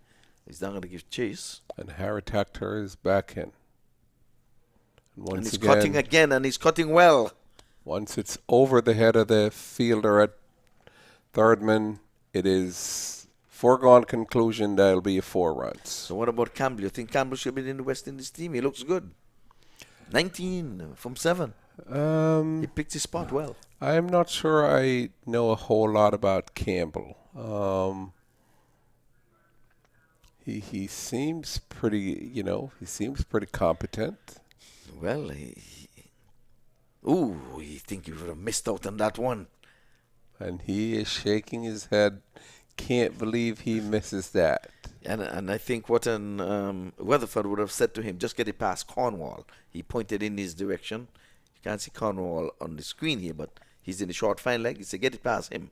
Oh, this is a full toss. But he didn't do too much with it. He just swatted down too long on for a single. Misses out again on another hit me ball. Yes, what he does, he hits the good deliveries. A lot of batters kind of bad bowling, But that was a bad ball. Yes, twice, 2. So. Oh, Waterford is not timing. He's whacking this one here now. He's just going too hard at this one. It's what he's doing. He's whacking. Tector is bowling to both batters from around the sticks. Yes. So the wicketkeeper, the lone man up. This time he's coming forward and he's dancing into this one again, Campbell. So he's bringing out all the ways. When he hits, the stays hit, and when he wants to play with soft hands, he does that as well. So he's a man's age. Now he can go get a drink. 21. He can go to the bar. He's been called to the bar and he's ordering a scotch. So Tector in. Oh, this one is going big. It's in the air. It's in the air. Still in the air. There goes another US Open maximum. And this time it is Rutherford who has decided to tee off on Harry Tector. And he's hit that into the night. And the fielder could only watches it as it goes over his head. So 140, 30 more to get to the 170, your prediction. And I think it's on the card. Another 30 runs from another 4 overs. 24 deliveries. Should be able to get another 30 runs. By far. Good T20. Playing good T20 cricket. That should certainly be But my question, though, is 170 is going to be enough with Cornwall in your team, who would have just struck 205 not out in a 2020 game?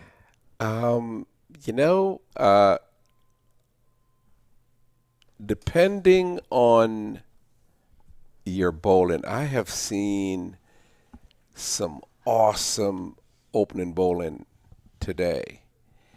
Especially if your opening bowler has really good speed. I saw I'm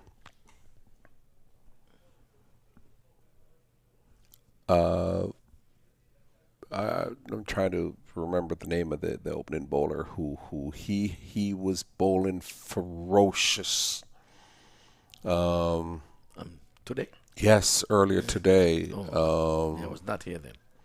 And he was just as an opening bowler, with speed, which is one of the reasons why I thought maybe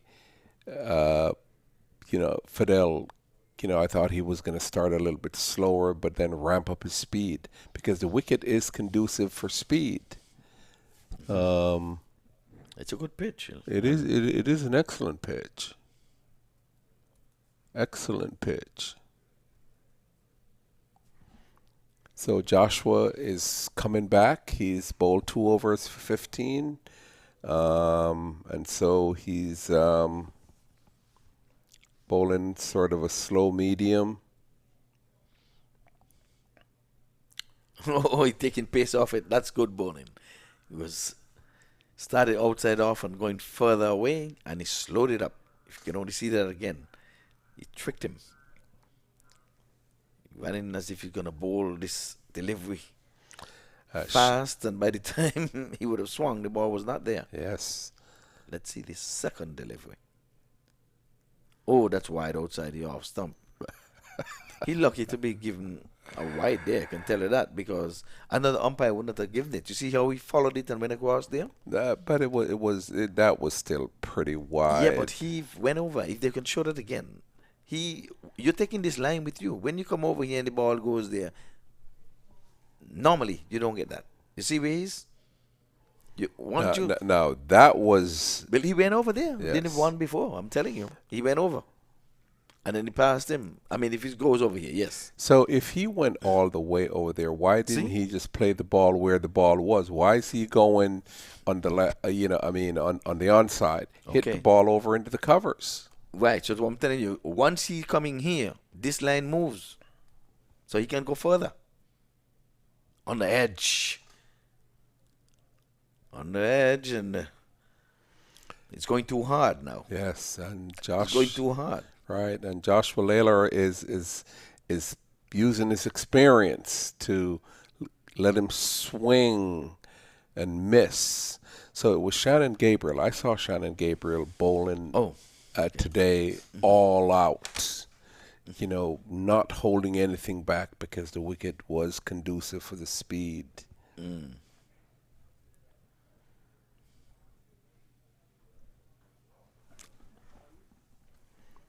And so they're racing. Oh, a better throw would have been interesting. Racing for the 2. That's good running. Yes. And now they have to be hustling for 2s now. So are we still going to see the 170 on the card? Because they're playing up dots in this over so far. And they're hustling for 2. When it could have been going easy peasy for 4. We'll watch. We'll wait. That's okay, wide, this time, yes. Yeah. No, that's a wide no, because you see, he moved after. So he tricked the bowler this time. The bowler thought he would have been going over outside the off stump. He pretended he was going and he left it alone. He would have got a couple of wides.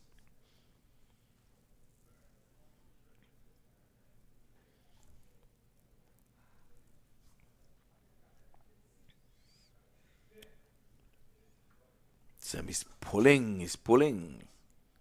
Where did that go? Straight to cow corner. Just straight at the fielder. Yeah, straight at the fielder.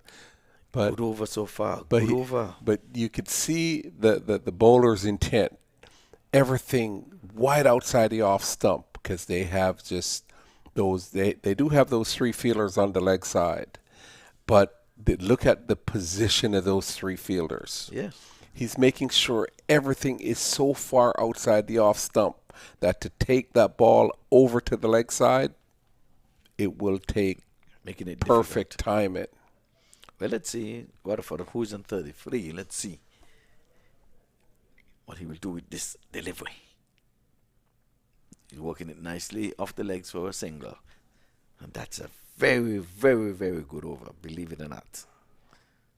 Very good over. So we're at 17 overs, 146 for 4. Sherfane Rutherford, 34 from 23. John Ross Campbell, 24 from 14. And again, Stallion won the toss and inserted Masters into bat. And they're, after 17 overs, they're 146 for the loss of 4 wickets. So the wicket column is not a bother. They've got to start the party now at 17 overs. Cornwall is done and dusted. He will not be able to bowl again. He was off the field for quite some time. But he'll be able to wheel the willow. But Phil Edwards is going to be coming back into the attack, I would assume. Yes, it looks as if he is going to. He's going to finish his lot, I think. He would have bowled what? 2 overs. No, yeah. I think he bowled 3 overs. Yeah, he did. Yes, yeah, he did bowl 3 overs. Yes, he bowled 2, and he came back and bowled the 11th over. Bowled 2 up front. Yes. Then he bowled the 11th over. Yeah. Was taken out, and now he's coming back for the 18th over. And he's going to try to make this one a good one. This is going to tell you whether they're going to make the 170 or not. And the run rate is still quite healthy, 8.6. But I'm going to ask you the question again. We have the big man Cornwall. So is 170 a competitive total? Not when Cornwall would have made 205 not out. You going to call a judge? Yeah, I'm sure you have seen some of the grounds in Atlanta. They tend to be a little bit small. Maybe not as big as this ground. Yeah, but he was hitting them 100 yards away. So it doesn't matter if the ground was small and you're still hitting them for 100 yards. Yes, that's true. So there would have been 6 on any ground. Yeah, Cornwall tends to make most grounds look small. Yes. Yes. But we need a good match. This is the last match of day number 3, folks. So take it all in. If you're at your dinner table, enjoy your dinner while you're looking at some cricket here. It's after 7 o'clock in our neck of the woods. Eastern Standard Time would be after 8 o'clock. As Fidel Edwards now bowling from the pavilion end. He would have bowled his first 3 from the far end. And Rutherford gave a mighty swing. Yes, the one was in the block hole. And that ball just dribbled not even to where the keeper was, and they scamper through for a single. Fidel Edwards has been coming here for quite some time now, so again, home away from home. And every time I see these West Indian cricketers come here, I always remember Samuel Badwi. He would have made his debut right here. Yes, I remember that day. I remember that tournament. Yes, indeed. Yeah, under Captain Darwin Sammy. And you know that Sammy would have joined Clive Lloyd in lifting the weights 2 times. Yes. At a world event. A lot of people seem to not be mindful of that. Clive Lloyd won 2 World Cup. So did Darwin Sammy. Yes. Lau would have won a championship. That's it. That's our weights in the cupboard. And so Fidel is steaming through. Oh, look at that. That's a full toss into the pad, but it's down outside the leg stump. Again, hitting the stumps would have been interesting. So let us see. Here comes the leg. It's a leg bye. Again. Yes, Fidel is... look at it, it's outside the leg stump. In he comes. It's below the waist, but way down the leg side. I mean, they should have done a whole lot with that. Just that ball should have been. The umpire should have been saying, "Bring balls, bring balls." God, that should have been lost. Yes. Not only that, to think that the player appealed for that ball. Okay, this time he's pulling, and pulling well. And this one goes beyond the boundary rope for 6. That's a length ball. You don't dare bowl length ball to these quality players. Half it down the track, outside the off stump, and he's swiveled. Short, length ball. That's no, that was definitely he went for glory there. He got all of it. So the 150 comes up on the board. 154 it is for 4. So I think you're get much more than the 170. And so Fidel comes streaming in.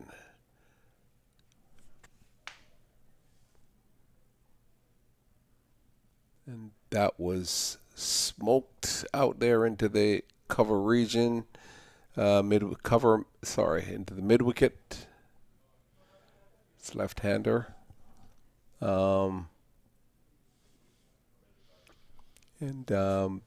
Fielder was quick to the ball.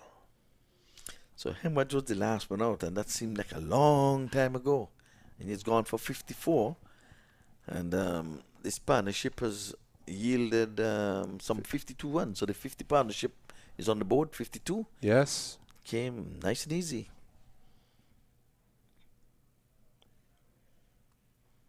Then Campbell is driving. They won in the first one quickly, and they're going to be winning a relaxing 2 in the end.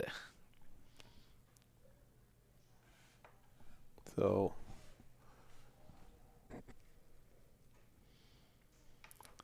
Fidel Edwards has not gone into the wicket column. Gone for some 31 runs so far. So he's going for over 7 and over. Right, 11 so far from this over.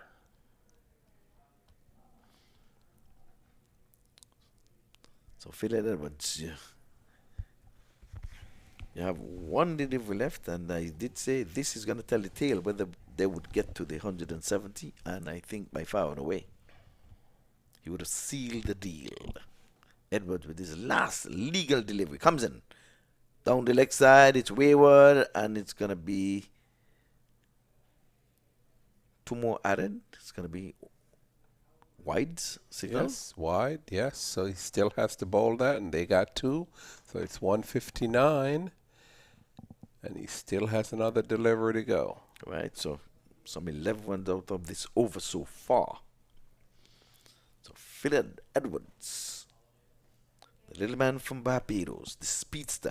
Lara would have picked him out when he bowled in the nets in Barbados, and before even playing for first class cricket. Yeah, Lara said, "Come, I need you." And he made the West Indies team just like that. So Lara would have said, I have a good eye. This guy is roughing me. He's pushing me on the back foot, man. He make me hurry my shots. This slinging action here, like a Malinga. But he chose to go around the wicket, and this is the only over he's bowling from the pavilion end. And this one is outside the off stump again, another wide. So with a bowler wide to the left-hander, and now he's bowling the bowler wide to the right-hander. But they were in the same direction. Yes.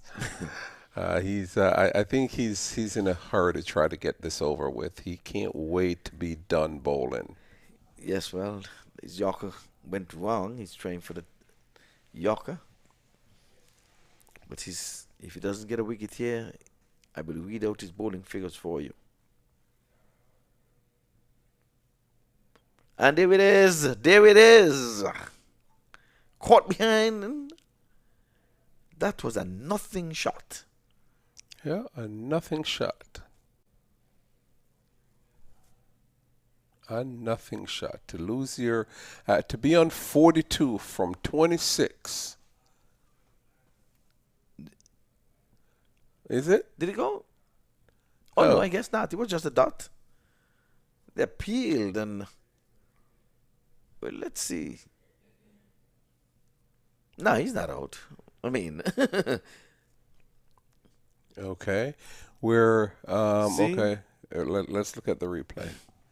What did the replay show? Nothing? He didn't touch it. He didn't touch it. Oh, okay. It was just a dot ball. So, Philip Edwards went on the... He celebrated the dot delivery. So, Philip Edwards in this inning would have had 4 overs, no maidens, no appeal, 32 runs. Didn't even get an appeal. Yes. So he tried to get an appeal there with the last delivery. So should we count that as an appeal? Okay, he got an appeal. Yes. That was yes. Give him an appeal. Okay. For being enthusiastic about something. Yes. That he bowls a dot. Yes. To end the a spell. good dot. Yes. So it's not how you begin. It's how you end. Yes. Well, he ended with a dot. Yeah. So he did good. So the next time he starts, he'll be starting off good. Exactly, Yes. because it's not how you begin, it's how you end it. Yes. Again, we want to say a big up to the Cricket Council USA, MAQ in particular, the brainchild of this US Open cricket. And now we have a lot of stars, international stars on hand. So, folks, it is the biggest tournament in all of North America. Believe it or not. Set aside the international matches, the ICC matches. We're talking about local matches. And you're bringing some, 9-10 days of cricket?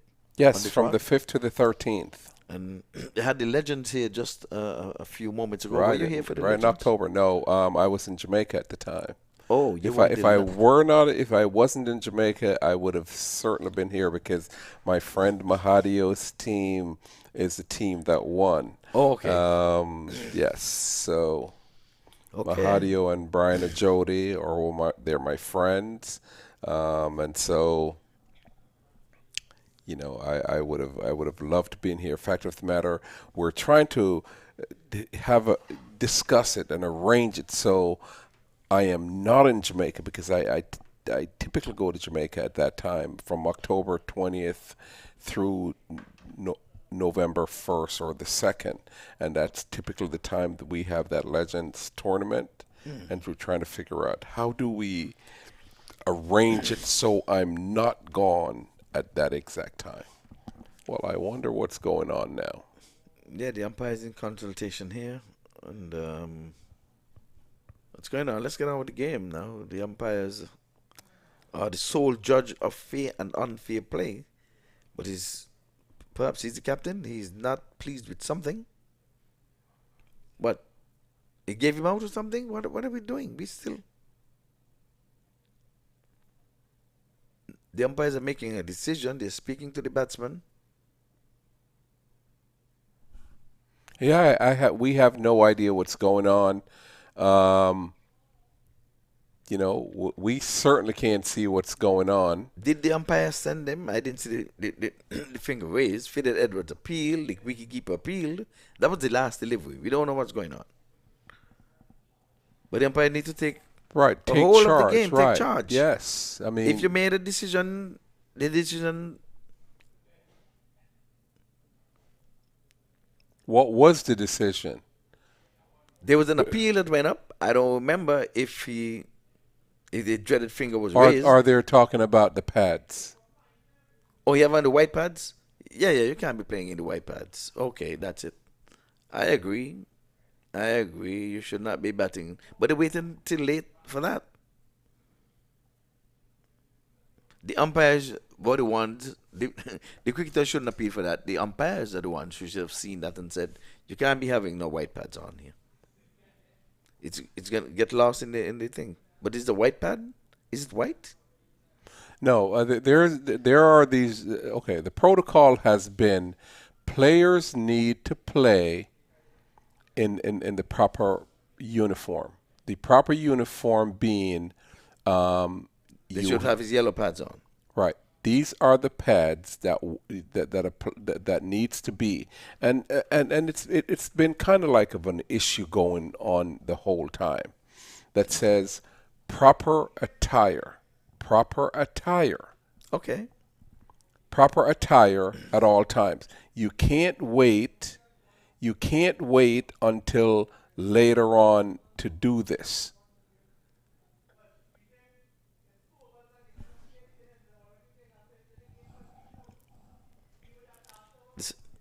Well, folks, you're not saying in cricket. What is happening here is it's a... And so it's almost as if the captain is making an appeal at this late stage. But part of it has to do with, I mean, why are we... Two things. Don't let... We've asked this. You know what we need to do? The change that needs to be made is have an umpire. We have enough umpires. Put an umpire beside each of the team and says, make sure you have the proper attire on before you go out there. If you go out there without the proper attire, then what we're going to probably do is penalize you. That's what we should be done. Well, that would have to be in the playing conditions. Well, I think those are already in the playing condition that clearly states proper attire. And what's the penalty for that if they don't?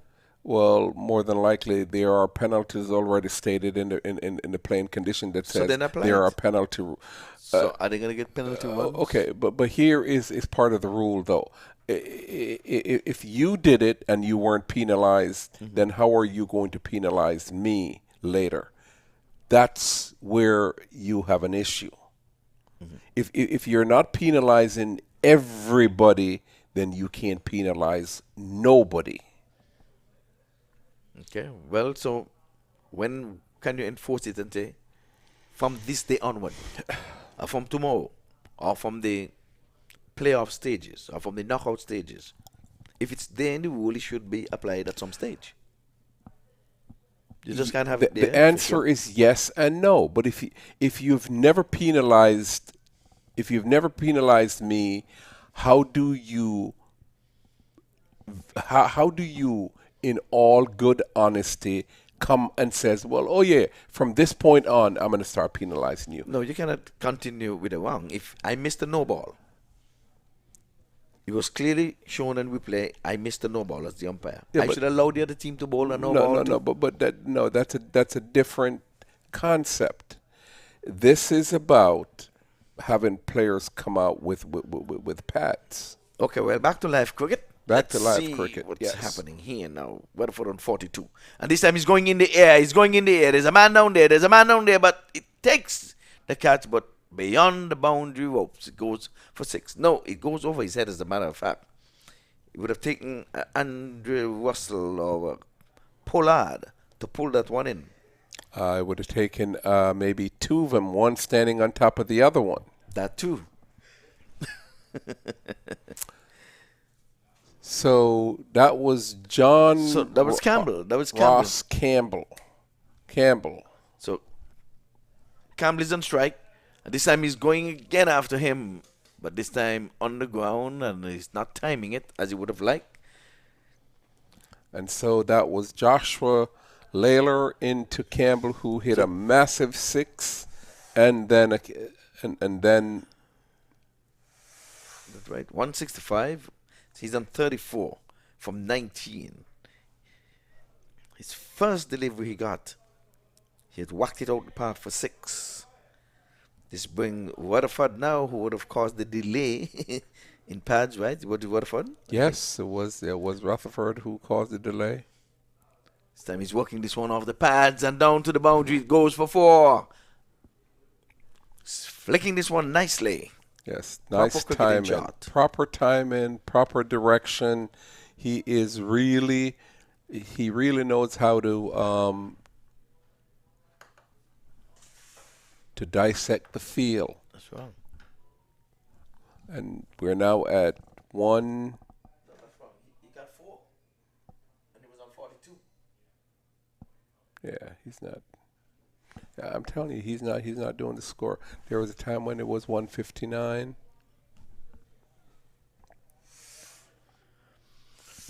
Waterford is swinging into this one, and he's going to get 2 because the fielder misfield.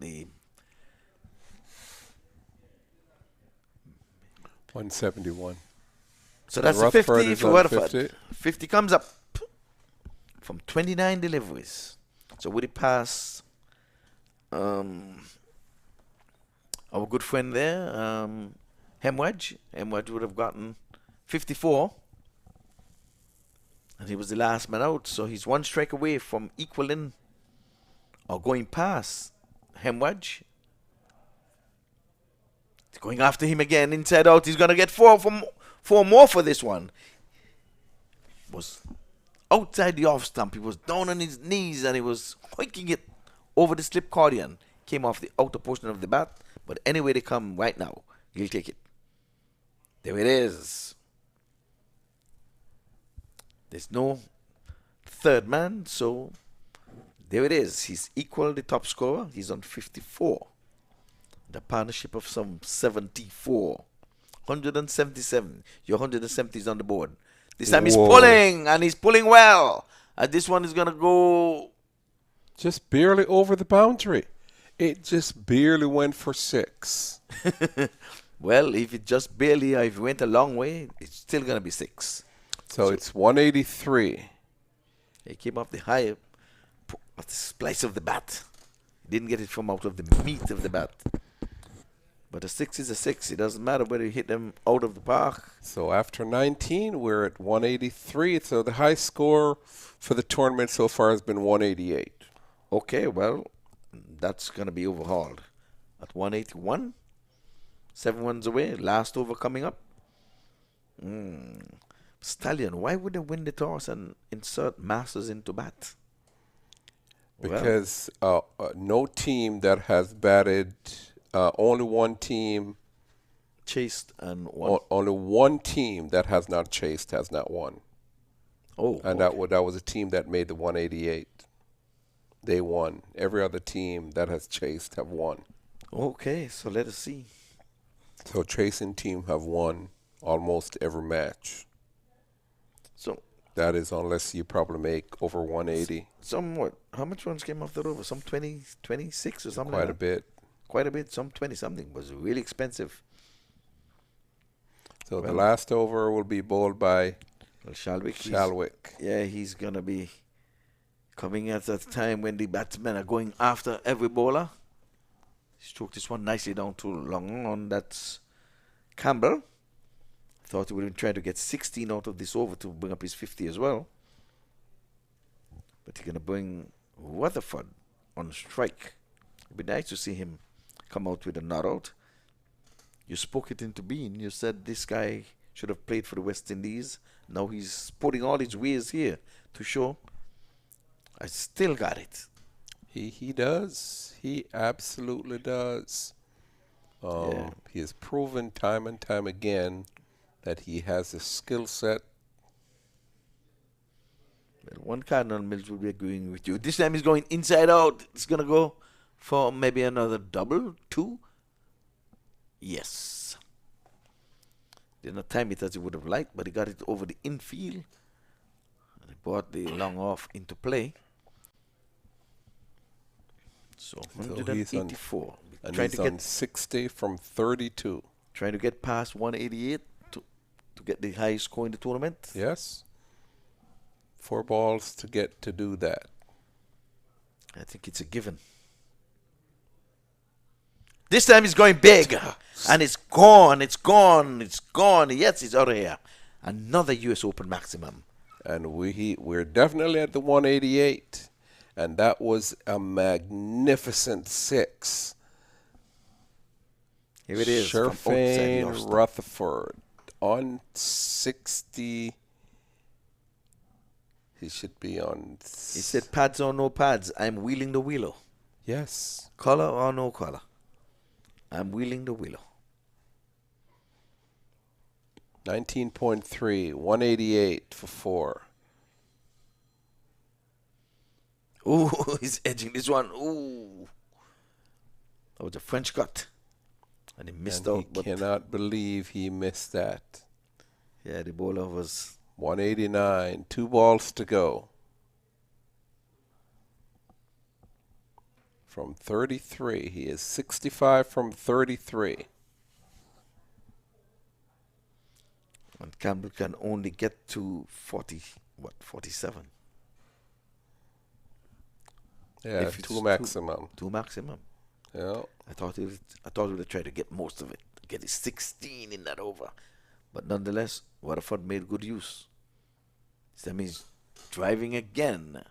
So the 2 deliveries he got in the over, he struck them for 2 singles. So they're at 190. That was 190, 19.5, and this is the last ball of the 20th over.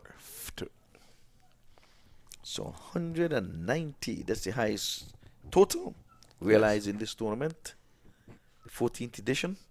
And folks, of course, you're witnessing the cricket here from Broward County Stadium as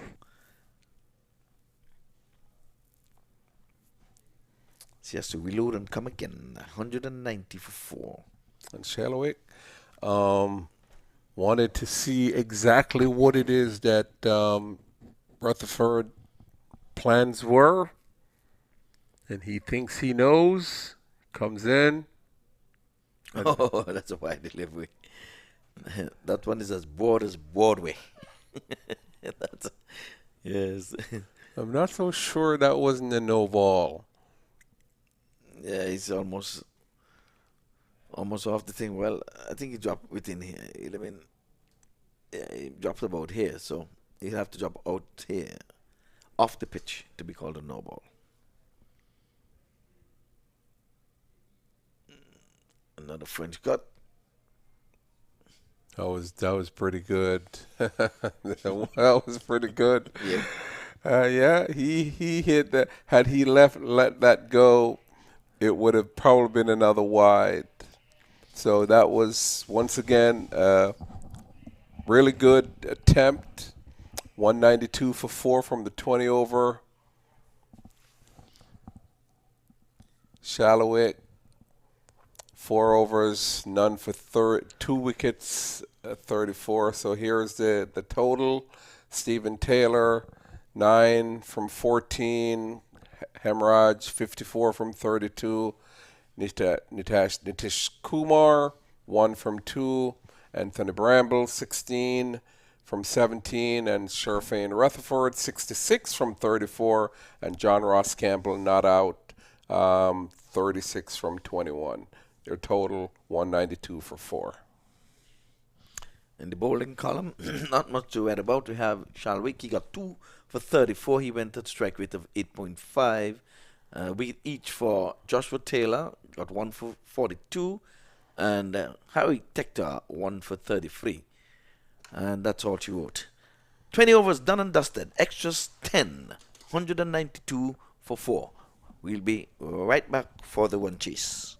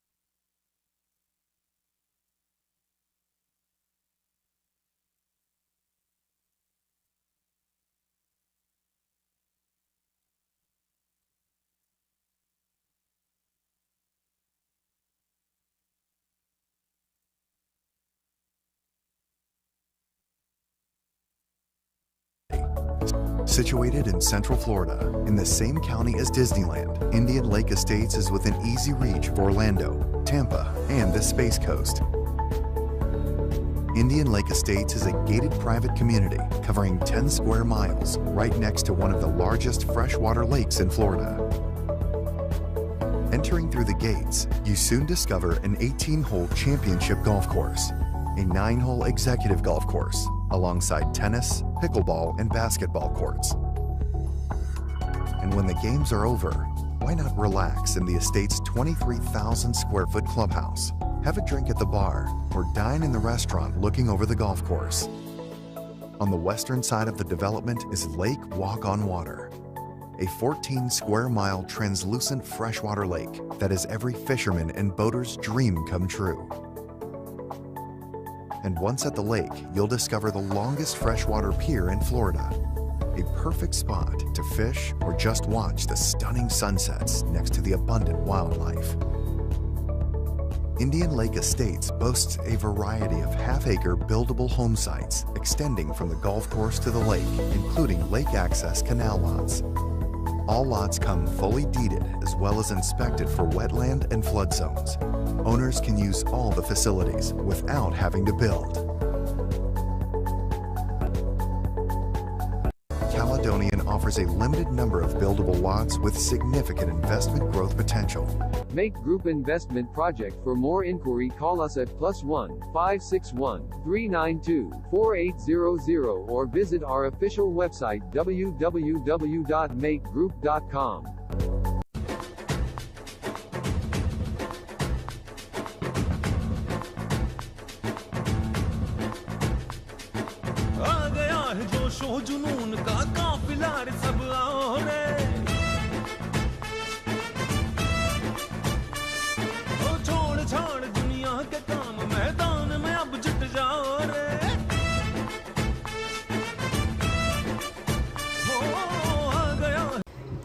Great day for the cricket for USA. That, as you see in that thing, we are visiting ICC Academy in Dubai, and we have the host we brought him here is Akbar, Ran Akbar, which is for the UAE team captains and also the playing. And we have Randa who came in also is the VP directors on the Cricket Council USA, and we see the concept to the amazing stuff and cricket developing international skill wise. That's exactly we need for the USA. If we say thank for you bringing me here for academy and show them a facility to us, and there will be growth for the cricket USA. Tell me about you've been here living so many years. How come you don't? And what does you from the USA to come see it? The cricket is in UAE. It's very long history, and it was my pleasure. You people came here. I have to show you people like what facility we are having. This is the best facility, even not here. If you walk anywhere, you will get beautiful grounds. Yeah, but you never invite an USA. That's the question. I all always year you're coming for the last 10 years. I always ask you, but you never. You people was thinking, oh, everything is in USA. Exactly. Yeah, but I have to show you first, and then you can decide when you want to come. You're welcome. Always. Thank you. We'd love to host you. Thank you for hosting here, and then you start this thing up. And as a viewer, as a foreign cricket in USA, tell me what you have seen today, and we don't have any USA.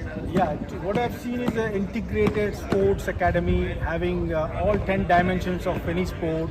You have a fitness center, you have a ground for practice, you have for games, you have indoor facilities, you have 5-star physiotherapy for injuries, we have a cafeteria. So what we have not seen in US is having all these 10 components in one location, where it's like a one-stop solution for cricket development and cricket program, where students and sportsmen can join and be part of this academy, maybe a 3-month academy or the whole year academy, depending on how serious they want to get into it. And this kind of facility will help next generation cricketers to compete at the international level, and one day we will even win a T20 games with all the major countries. And I see, before we retire and from the cricket, we want to see US cricket team winning one of the major tournaments, ICC tournaments. One is winning, one will be a champion for World Cup. Yeah, we can try, unless you start thinking the formula I learned all my life is first you need to imagine what you want to do or what you want to get in cricket. Second, you need to dream about it. Third, you need to talk about it passionately. And then last but not least, actions. Like today, it took us almost 15 years to get here. I think this kind of facility, we should have been there in US for a long time back, but better late than never. So let's do it now, and hopefully the next generation cricketers will appreciate this kind of facility having in every major city and state of the US. So today we got an experience for the Cricket Council USA. We'll see the vision of the Dubai and a great event. We have academy, not just the academy. You have physio, you have cafeteria, you have indoor academy, and you have the shops, pro shops also, top of them. You have the gym where you can have daily. You have the swimming pools, you have it, 2 major grounds here. So that's why we need a facility in USA. So we're gonna make it happen in USA soon. For the MAQ group is working on the project. One of them is a Fayetteville, North Carolina. We're gonna be working on one of the biggest event in USA. Is trying to get this thing up. The North Carolina, the cricket stadium, we're gonna have those similar matter with the Sharjah Stadium. We come to watch this thing, how the Sharjah Stadium goes. It's a huge facility, but we'll have the space, 72 acre. We're building on the North Carolina. It's an I-95, is one of the stadium like Sharjah Stadium. So we bring the cricket, not just from there, and we bring all the vision from the Sharjah Stadium also to bring in USA. So make the scale of the USA cricket one of the international scale. Okay, this is ICA. This is one of the promoting in USA now. And similar, same concept you see in here. We have the gyms on that side. We have the shops over there. 2 ground on the back side. So we will bring this concept back to the USA as you require. And we're gonna walk through this ground. As you see the indoor, we made the store for the academy, which is that academy. We're gonna run similar, same thing in USA. We're gonna make it the copy of them. So they're ideal. And there's the gym out there. So people walk in and come to the gym. They go back to the base. There's an ICC academy with also gym. If you see the gym, we are currently working on the gyms now. And that's the gym basically we have for the players. And players come in and do the exercise here, walk through to the ground as we seen that thing walk through it. There's the 2 grounds here, so we want same concept, bring established to the USA, will be great for the children, great for the athletes, great for the players who are gonna coming and play and joining as a member, as a cricket. So this is a good development programs. We can run it in USA.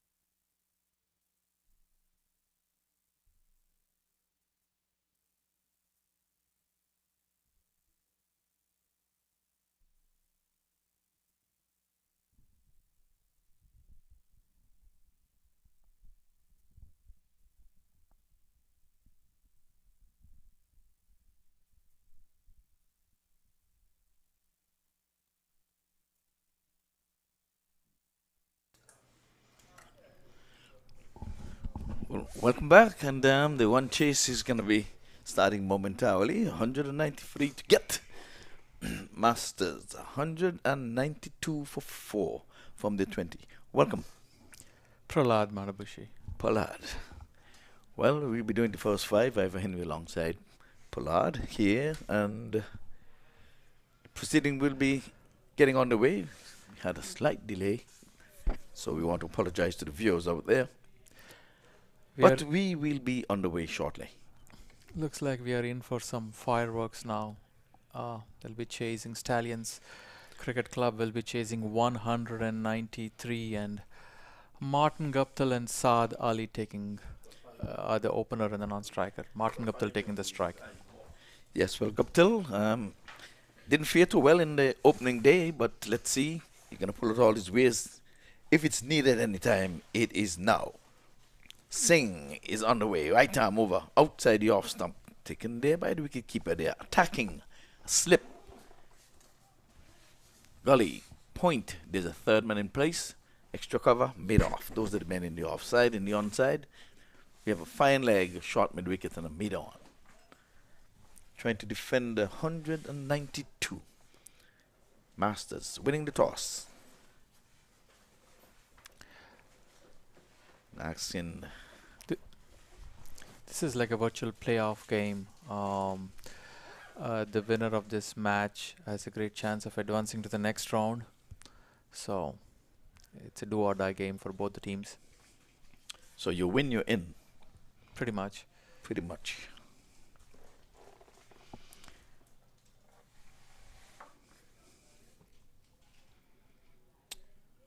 Jasdeep Singh from the far end now. Black side screen behind him this time. Outside the off stump. He's cutting.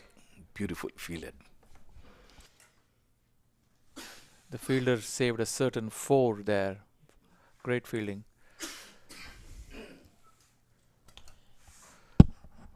Yes, that was a proper cricketing shot by Guptill there. He was on the back foot. He was punching straight to point.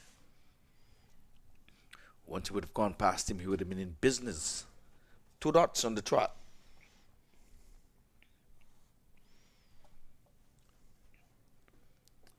Bounding in again here from the far end.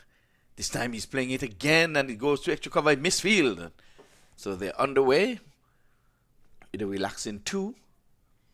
This one played into the cover region, and slight misfield there. Get Guptill going. Yeah, so far a good over from Jasdeep Singh. Just 2 runs coming of the first over. When you're chasing a total of 193, the power play becomes crucial. And he had a good start to the over, the first 3 deliveries. Yes, again, we want to welcome all the viewers to MAQ TV. Going to be here.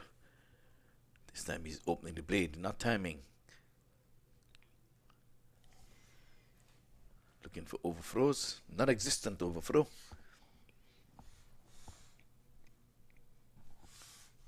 So 192, that's a good score. It's the highest score in the tournament so far. And as you would have said, the winner stays in. You win, you're in. And you're pretty much, if you lose, you're on your way home. Audley Watson taking in this coverage. We want to say good evening to him. And we have quite a few guys in hand here. We have Ernest Wallace and Trini Rass, OB and Ranger, Virgil Francis and the likes. They're downstairs and they're taking in this live. This time he's in the air and away from the fielder. That's a good looking shot. That's the Guptill we've come to know. He just hit this one on the up and he placed it to perfection. Absolutely great shot. Hey, look at it on the replay here. He just held his shape as he just placed it. Just played through the line. That's a good looking shot. So the pitch has held up very, very good. Very well for the last 3 days. Yes, tomorrow, my understanding, they'll be having another pitch for another 3 days again, and then they'll come back to this one. That's my understanding from the curator. This time he's taking on the mid-on. That's good running again. That's good running. He played it with soft hands. And Guptill was in no doubt that the single was on, and he needed to face the first delivery from the second over. So not a bad over in the end. 7 runs coming from it. So over number 1, done and dusted. 7 for no loss. Yeah, considering the score that they have to chase in power play, 7 runs in over is a good start for Masters. Now Stallions, it's a decent start, but I would imagine they would want to take at least 10 runs of each over in the power play, 10 to 12 runs. Yes, the Masters, they got to 30, I think it was 35 in their power play, 37. And they're going to want to better that.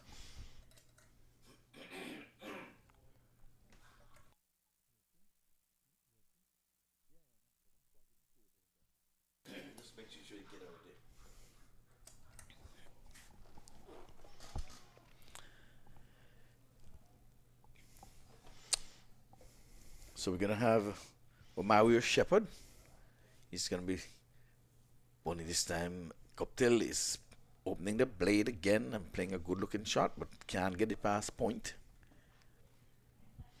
So it's covering up nicely. Yeah, pitch held up very well, as you were saying the last over. It's a nice bounce to it still. Yes, the curator Milton Taylor, let's go ahead and give him his props, he and his crew. Yeah. Been at it for quite some time. So Mario Shepherd with his right arm over. Sam Guptill is not getting anything for his effort. He's trying to work it off the hip there, but can do no more to get it on the onside back to the bowler for no run. So 2 dots on the trot. Well, Guptill started the first over in that fashion. Then we saw a lovely lofted drive where he held the pose. Mario Shepherd. And he's going again, inside out, and he's going to go 1 bounce 4. Yeah, it's just fell short of the boundary. Great inside out shot. So far, Guptill faced all the deliveries, and this was a good one. Yes, he was going for all of the marbles there, just about an inch away from hitting the rope. And again, a similar fashion in which he would have hit the first boundary. And he's trusting the pitch. It was not a bad delivery, but he trusted the bounce and he just leant into it. That's a good looking shot. Outside the off stump. Again, opening the blade. A slower delivery. Guptill quickly goes on to double figures. Sucked up all of those deliveries, 10 deliveries so far in this inning. He has faced all of them. So Said Ali has been a batting spectator so far at the done striker's end. Eagerly waiting to have a go. But nonetheless, Stallions are inching their way to 193. And again, he's going outside the off stump, and it's going to be... That was touch and go. That was touch and go. So for the first time, Said Ali comes into strike, and he's just going to have the one legal delivery to face. He's the southpaw. Guptill is on 1 dozen. He's on 12.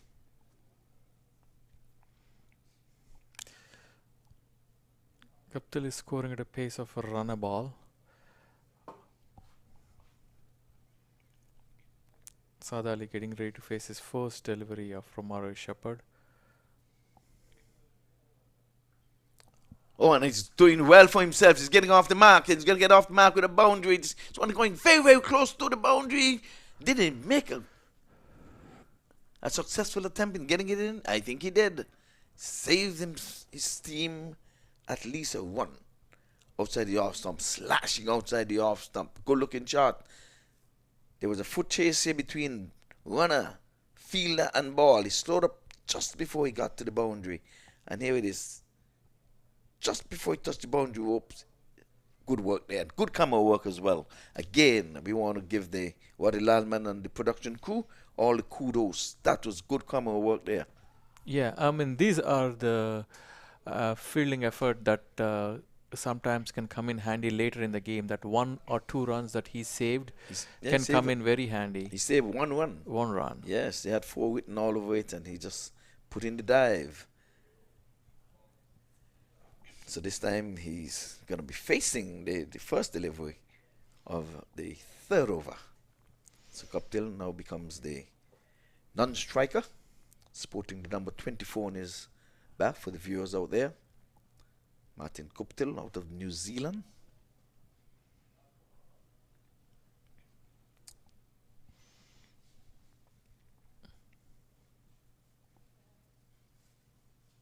Oh, down the leg side, and there's an appeal, and he's given. I don't think he touched it. We need a replay on that one. That seemed like a wide, so we need a replay to see if it hit the bat. Could we have a replay?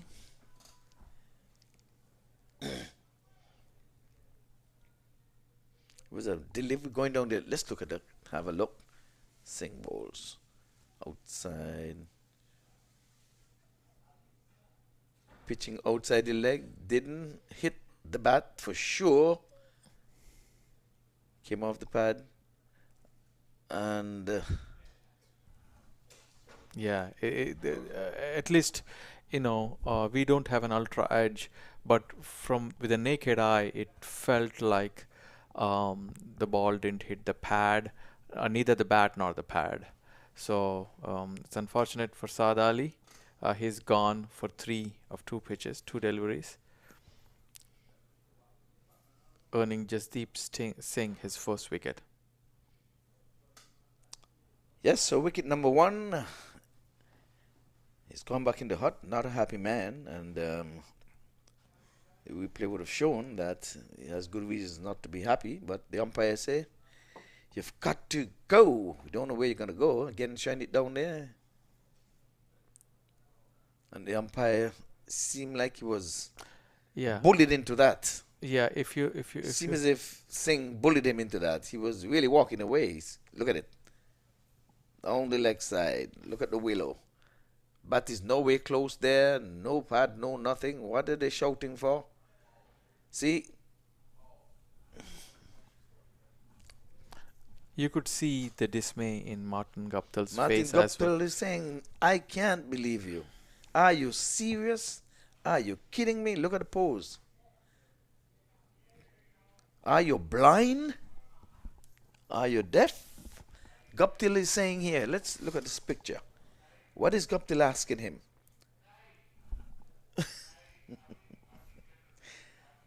No, well, the umpires are human. From our advantage point here, I thought he would have made a mistake. But nonetheless, the umpire is in consultation with, you can't see it on the what's happening here, but the players are protesting.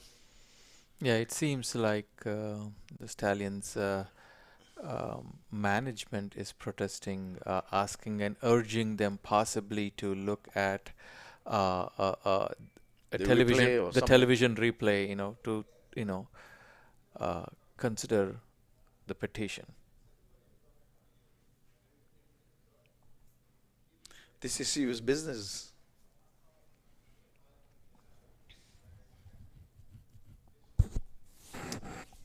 You win, you're in. You lose, and you snooze. If you snooze, you lose. And they do not want to gift away a wicket. And here it is, the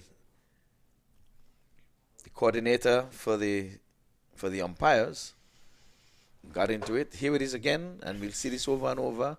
Comes down, ball down the leg side, bat is no way close there, pads no nothing. What did he hit? Nothing. It appears like it did hit the outside part of the pad. I'm not even sure about that either. But I know he didn't hit the bat for sure. Can you run the replay? For a second, it seemed like Jasdeep Singh gave away the appeal as well, and he was getting ready to go back, and then when the finger lifted... See, here's the bat, here's the ball, no way close there. That didn't hit no pad either. No. Look at this, this. He's giving up, and then when he lift... Yes, he bullied him to... Singh would have bullied him. He was not out. He was going away about his business, and like, let me give it because he's asking. Sorry, I'm an No, umpire he too. might have, there's some wind out there. He might have heard something, but You have to see. You can't hear. yeah. The hearing comes into play too, but you have to see. Just Deep Singh continuing.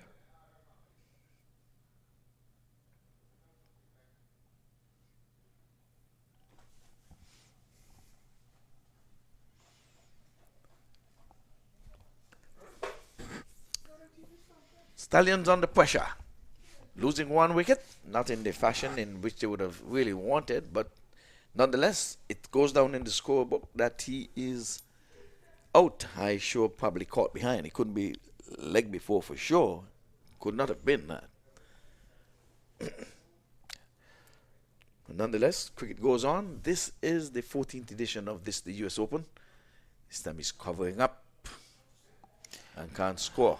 Harry Tector is the new man in.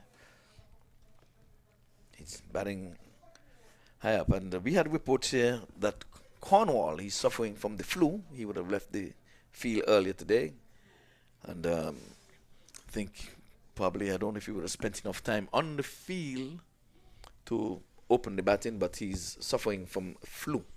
I went and checked that out, and So, is he going to bat if needed? if yes, he can bat, I would think so, because he went back onto the field of play after he would have stepped off. So this time he's going into the onside and missing out there, trying to work this one off the legs, and again can't score. Jasdeep Singh bowling a good over so far, 4 dot balls, and dot balls are precious in power play. Every dot ball is almost like a wicket. So, considering you're chasing a total of 191, Harry Tector needs to get going. Yeah, pretty he soon. sucked up some 4 deliveries, can't score. So he's got to get Guptill on strike. Guptill has looked the part so far.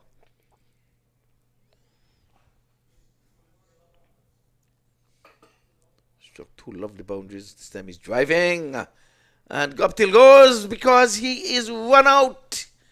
What a way. And and that's cricket. This one was struck straight back down the wicket.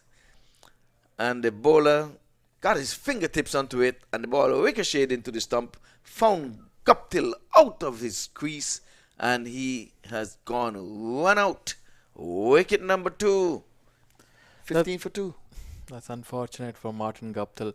It might, playing 4 dot deliveries might also have gotten something to do with his dismissal. He was trying to desperately get to the striker's end from the non-striker. And so, he looks like he took a start, and because he took a start and ball just grazed his Jasdeep's fingertips and hit the wickets, it's a run out. And so it's very unfortunate. Martin Guptill was a little tentative, but looked the part and looked like he was ready for the onslaught, and unfortunately he gets dismissed. Yeah, well, I don't think he was trying to get down at the other end. He was just doing what's in the coach's manual. He has got to be backing up, because that was the end of the over. He would have wanted to begin the other over down here. So he did what's required of him to get on the mark. Or they're showing the replay. So you see, it's something that you custom. You have to be out of the blocks. You don't want to leave too early. And we're showing this over and over and over and over. There it is. Ball outside. And that did not touch anything. At least with the naked eye, it doesn't seem like it has touched anything. It did not touch anything. But this is interesting. The appeal. The umpire was not interested. He was about to walk away. And you can see Singh on a turn. And he'll appeal. An appeal. Excessive appeal. Because we're going to see that. The action resumes. The first delivery of the 3rd over.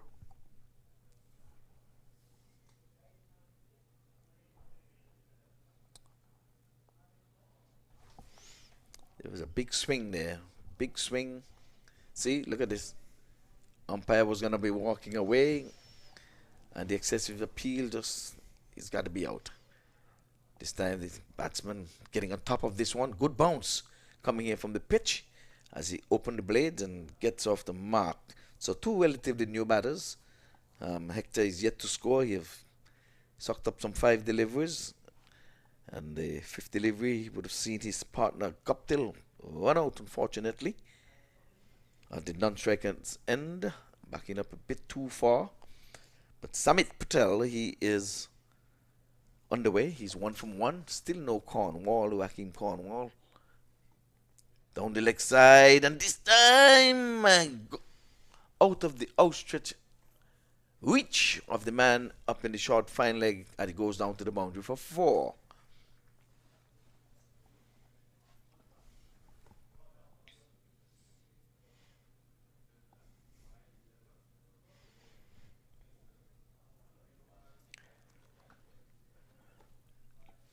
Harry Tector.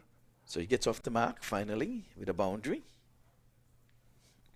A bit risky, but nonetheless, he's on the way with a boundary. 4 from 6. He can always catch up. This time he's pulling. There's a man down there, but he's not going to get to it. And they're thinking 2. That would have been flirting with danger. The second was not on at all.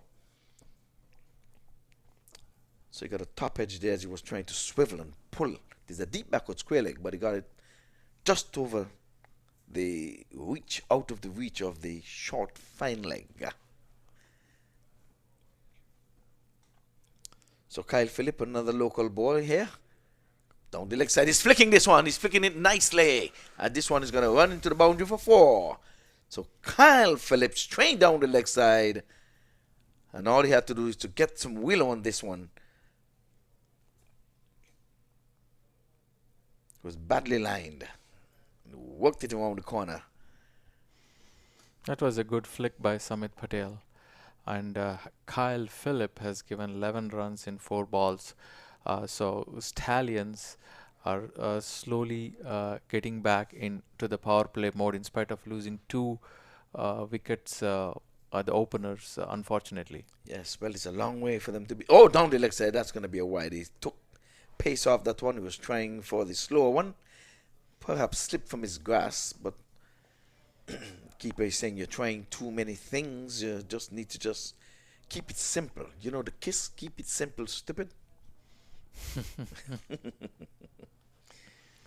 So Kyle Phillip, they're targeting him. They have got to come after somebody. It's a long way. 192 is not no easy pickings either. This time he's pulling. Missed it. And he missed. A swing and a miss. He was outside the off stump and he was trying to pull it into the onside, which is just have the deep backward square leg. There's no mid wicket, there's no corner, so he was aiming, but there's no cover sweeper, so he could have tried to beat the infield.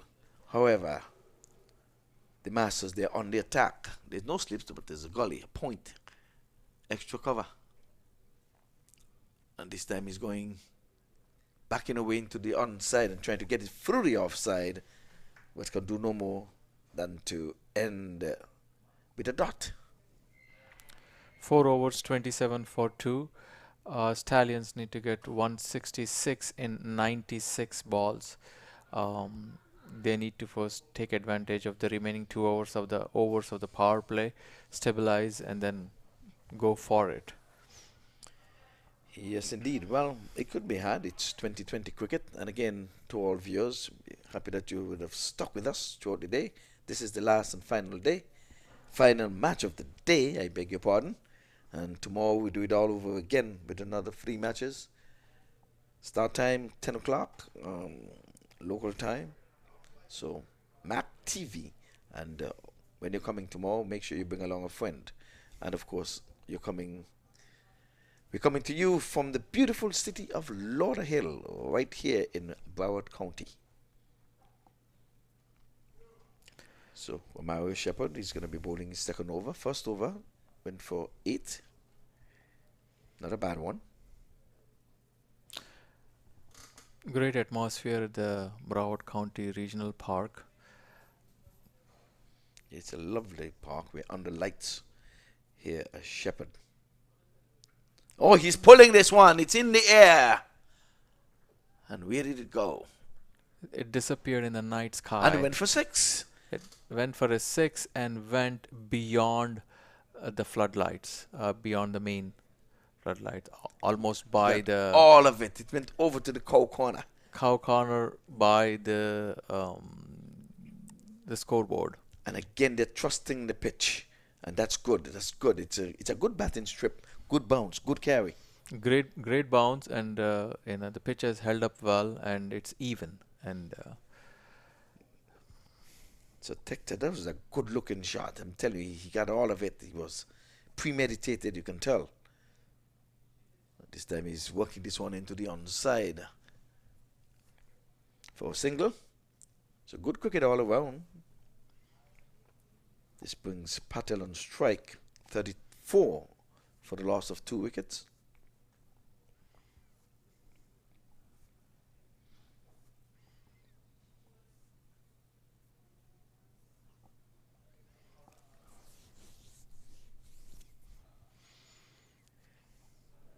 So Shepherd, first over cost him 8 runs, and now with just 2 deliveries, he would have almost doubled that, just one away from that.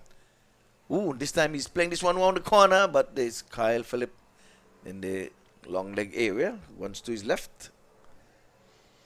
yeah, all the scoring shots of Samit Patel have been in the fine leg region, short fine leg and fine leg region, so that's why they have a protection there for him. Yes, and now Kyle comes up into the short fine leg position, and they're sending out the deep backward square leg and mid wicket. This time he's playing it into the onside, and it's just going to be 1. So that's good cricket all around there by the skipper of the Masters. They seem as if they realize that Tector favors that area, so they will take the man from the short mid-wicket region and put him out to the deep mid-wicket region. And, of course, he came into play straight away. Good cricket, good tactics, good captaincy. Oh, this time he's pulling, and he's going to go for 6. Yes, my word, I'm telling you, he really, again, trusting the bounce, and they're going after Shepherd, having bowled his first over. Here we go again. Dipping down, and he's pulling well. Came out of the sweet part of the bat. It landed all the way in the stands. That was a big one. Great pull shot by Samit Patel. Yes. So Patel sporting that bright yellow Australian helmet. They're not afraid. They know it's a tall order. And they've we're swinging a miss. And Shepherd is saying how I did not hit timber. Good change-up delivery, but I tell you what, Stallions regrouped and kind of stabilized themselves on 15 for 2 in 3 overs. They are at 42 for 2 in 5 overs, so it's a great job by Stallions. Yeah, well, we want to thank you for the first 5 here. We're going to have George. He's going to come on in a minute.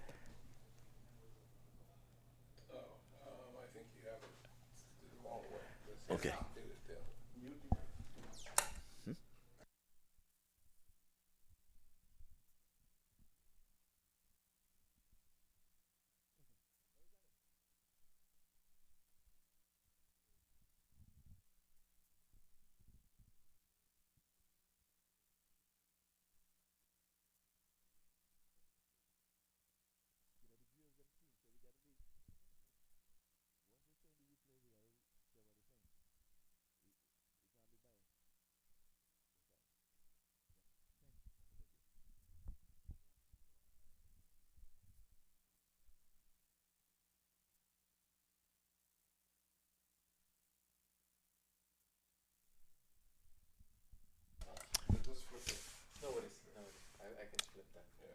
So Hemwaj would have batted and scored some 54 runs. And what a way for him to get out when he just hit one round the corner and got out after he made 54. This time he's on the back foot. He's punching. There's a foot race here. Would the ball win the race? Yes, it does. 2 men was after it. And in the end, the ball won the race. Want to welcome George back into the com box. And that was Harry Tector, who we know he's a Irish player, and in the last World Cup he was one of the stars for the Irish team, and he's here in South Florida, appearing to star for his Stallion team. Yes, well, him once again now trying to do it for his team, and this time he's going into the onside and just for a single. Didn't get a hold of that one. He was trying to go a little harder. We're in the last over of the power play, into over number 6, and they would have done a lot better than the Masters when they batted for the first power play. They got into the 30s, and they're hovering around 50, then 47, as a matter of fact. Oh, he balled him! That's the arm ball, and he was giving himself room, and here was Patel trying to make room to punch it into the offside, and you know the saying, you miss, I hit. And that was not a good approach by Samit Patel. He certainly misread that ball from Hemraj, and he paid the price. And it certainly, Stallions would certainly need his contribution, because he was going at it at a pretty good clip. But Chris Benjamin is coming to the fore, and let's see what he's going to bring for the Stallions. Well, Hemraj is having a very, very good match. He scored in the first half century of this inning, and now he has struck a good blow there. He needed no assistance from any other. We have 10 other bodies over there on his team, and he said, I'm going to go from my arm to the pitch to the sticks. So they're losing wickets fast, and you win, you stay in. That's the word that I got. Hemraj from around the sticks, and this time he's playing it back along the track, and can't score. So again, want to hail up these guys who are in with us, spending time, being led by the veteran Ernest Wallace down there. This time again, he's trying to make room here, and ambling through for a singler. Get it quite comfortably in the end, and a wicket in that over. George, 48 for 3, and you'll notice that Hemraj is speeding up the game. He's bowling rather quickly, not giving the batsman any time to settle down. He's just getting the ball and then just running through and trying to bowl, speed up his over as quickly as possible. Yes, well, the wicket column gonna be concerned for the Stallions. The runs, well, they're doing much better than the Masters when they batted for the first 6 overs. But in the end, we saw some good cricket being led there, first of all, by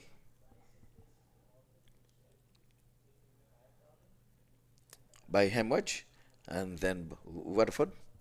Yes, and he is a pretty good bowler. I did notice in the 50-over tournament, I saw him bowling, and he bowled pretty well in that tournament.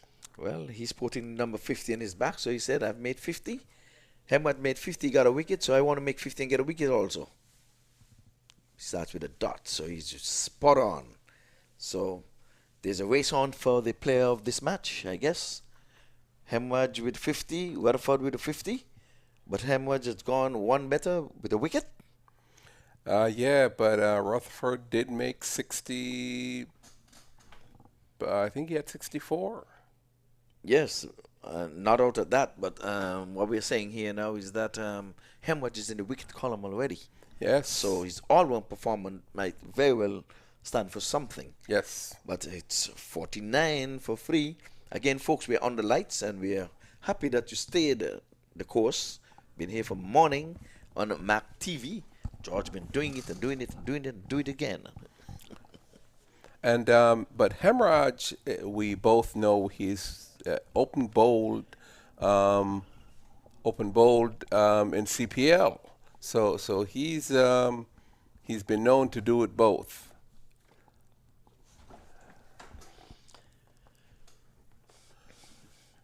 And Harry Tector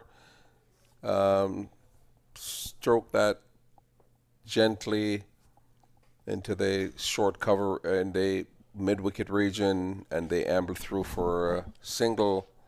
So Rutherford is doing his part. Yeah, 50 comes up. This time he's playing this one off the legs, and he's going to get single. Would they take the arm on? No, they would not. That's a good, strong throw coming in from the deep. And they would have been flirting with danger had they tried to get a second there. Yes, that was a strong throw. Yes, from the boundary. He was pushing back the wicket keeper as well. Rutherford turns at his mark, sporting number 50. He's back. This time he's pulling. And he's pulling well with disdain. I'm telling you, that was a good-looking shot. 1 bounce 4. And Yes. Tector. He's a pretty good. He's pretty handy with the bat. Yeah, he's trusting the pitch. He's trusting the path. Trust the path. I'm telling you, look at this. He has to be trusting the pitch in slow motion. There it is. Halfway down the track, bouncing, nice bounce, and he swivels. And that's one that the schoolboys will be looking at. Pulling it down. Because there's two men in the deep. There's a deep backward square leg, and there was a mid-wicket, and he split both of them. Good-looking shot.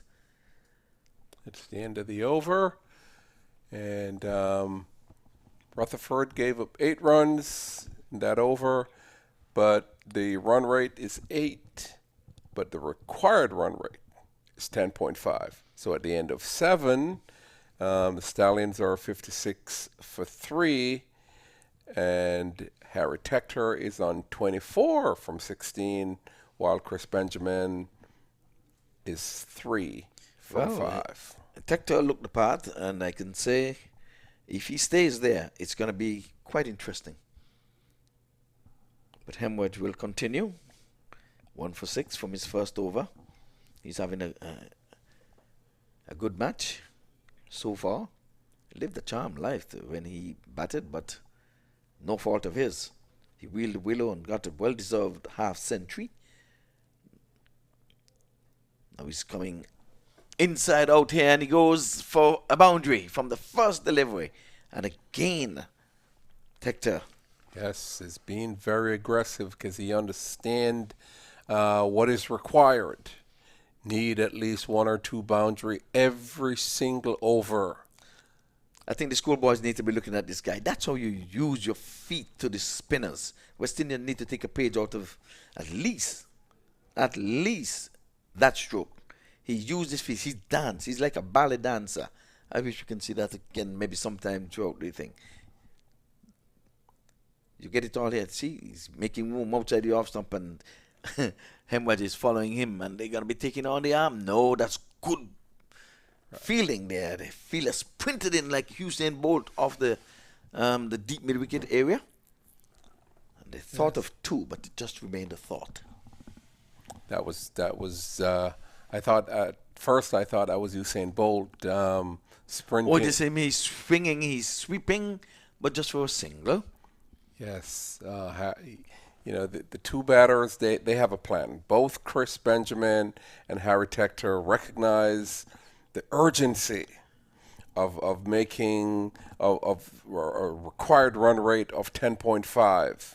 Yeah. That they can't just rely on singles or they have to rotate the strike and get at least a boundary per game, and so they have a plan, and they're implementing that plan. Yeah, I don't think they've been too bothered about the strike rate of 10. It's early days yet. Oh, this one was floated into the onside. He could have done a little bit more with that, but I guess it's slowed upon him. But could do no more than to just drag it down to the wide long on for a single. Again, Obi is in the pavilion down there with his laptop. hearing his name ringing out, and every time he hears his name, his smile is broader than Broadway. This time he's pulling out the boom, he's sweeping. He does it sweeping well, and that's a good stop down on the deep backward square leg. My word, this is good cricket. This is the fielders are really supporting the bowlers. That was an awesome shot by Harry Tector, who is being super aggressive. And that's twice now we've seen that. They would have saved 1-1 early in the inning, and now they would have saved another 2 in fielding. So if they lose by 3, you have to credit that fielder. Yes, he's maximum efforts in supporting the bowlers. Yes, indeed. So Hector is on to 32 from 20. Chris Benjamin, just starting in his inning, he's on 5 from 7. He'll be on strike. He has to up the ante. 193 is not going to be any walk in the park. It's not going to be a stroll in the park. 66 it is for free. Rutherford is again. back This time in. he's pulling, but there's a man down there. He pulled this one from outside the off stump, trying to pick his spot. They're going after Rutherford. His first over went for 8. And you can see Tector. I like the look of Tector. He's not afraid to use his feet. No, he's not, and he's been aggressive on every ball he faces. Yeah, well, he's on strike now. This time he's edging for Wessengler. Thought he would have got a little bit more on that, but the ball slowed up somewhere. Somehow we played it with soft hands though, but a proper one-day shot. He just tried to get some will on it and try to guide it down to the third man. Yes, past the keeper, but he slowed up for him. So he gets an E for effort. Rutherford sporting number 50. This time outside the off stump, swing and a miss taken there by the wicket keeper. Standing back, sporting his bright yellow pads. So Rutherford, good comeback. Started first over on 10 and on 8. And just 2 runs coming from this over so far. Would have scored some 60 other ones. He's turned at bat. But this one is in the air. It's going to go, it's going to go, it's going, and it gone out of here. Easy peasy, easy as you like. Chris Benjamin joining the party. Slot ball gets slotted. Got under it. Extended the arms and he got all of it. And that one went shopping. Early Christmas shopping. Yes. One thing for sure, any ball that's in the slot almost always gets slotted.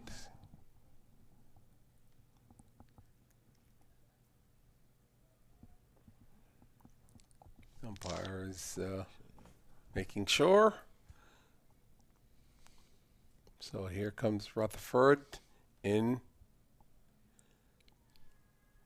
And it's a wide.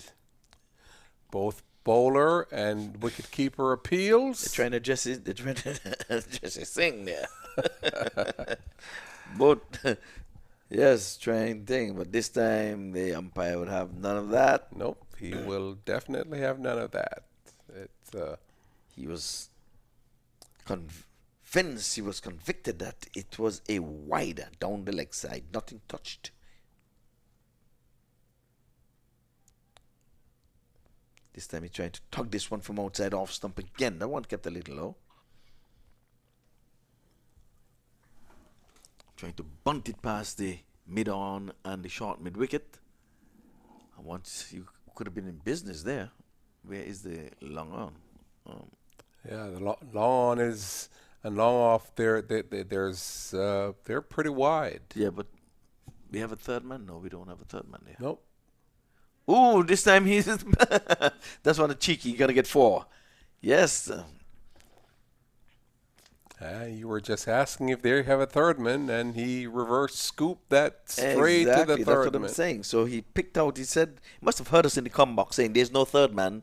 Let us try to get something down here, get some runs here. Yes. Third man is vacant. And he did. Yes, and that was a good shot. Get a bat on it in a reverse scoop manner, and he was able to get a good good dividends for that. Yeah, I want to say good evening to umpire Jermaine Lindo. He's in the house.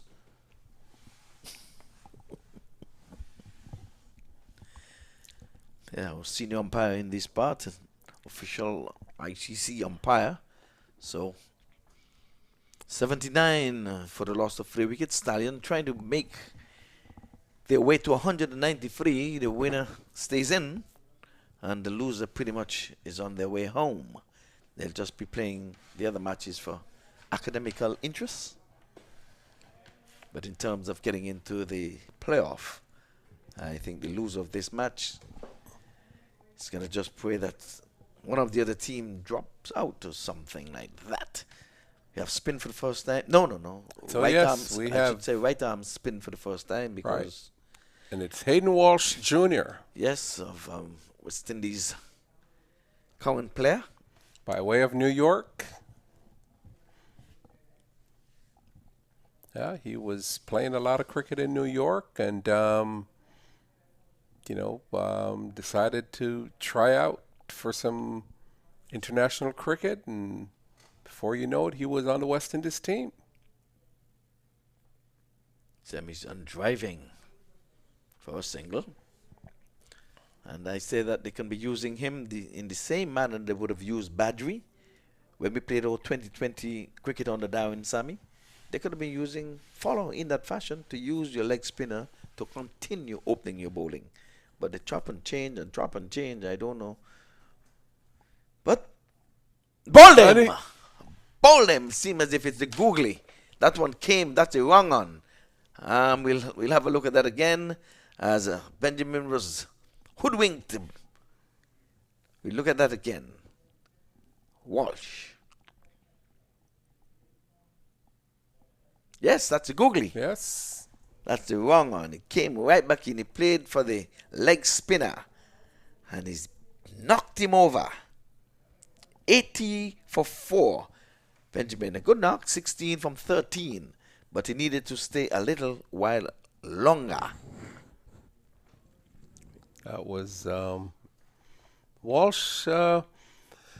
After the Australian series, his bowling have sort of not gotten well. It hasn't improved in the manner in which most everyone who has seen him bowl in the Australian series sort of expected.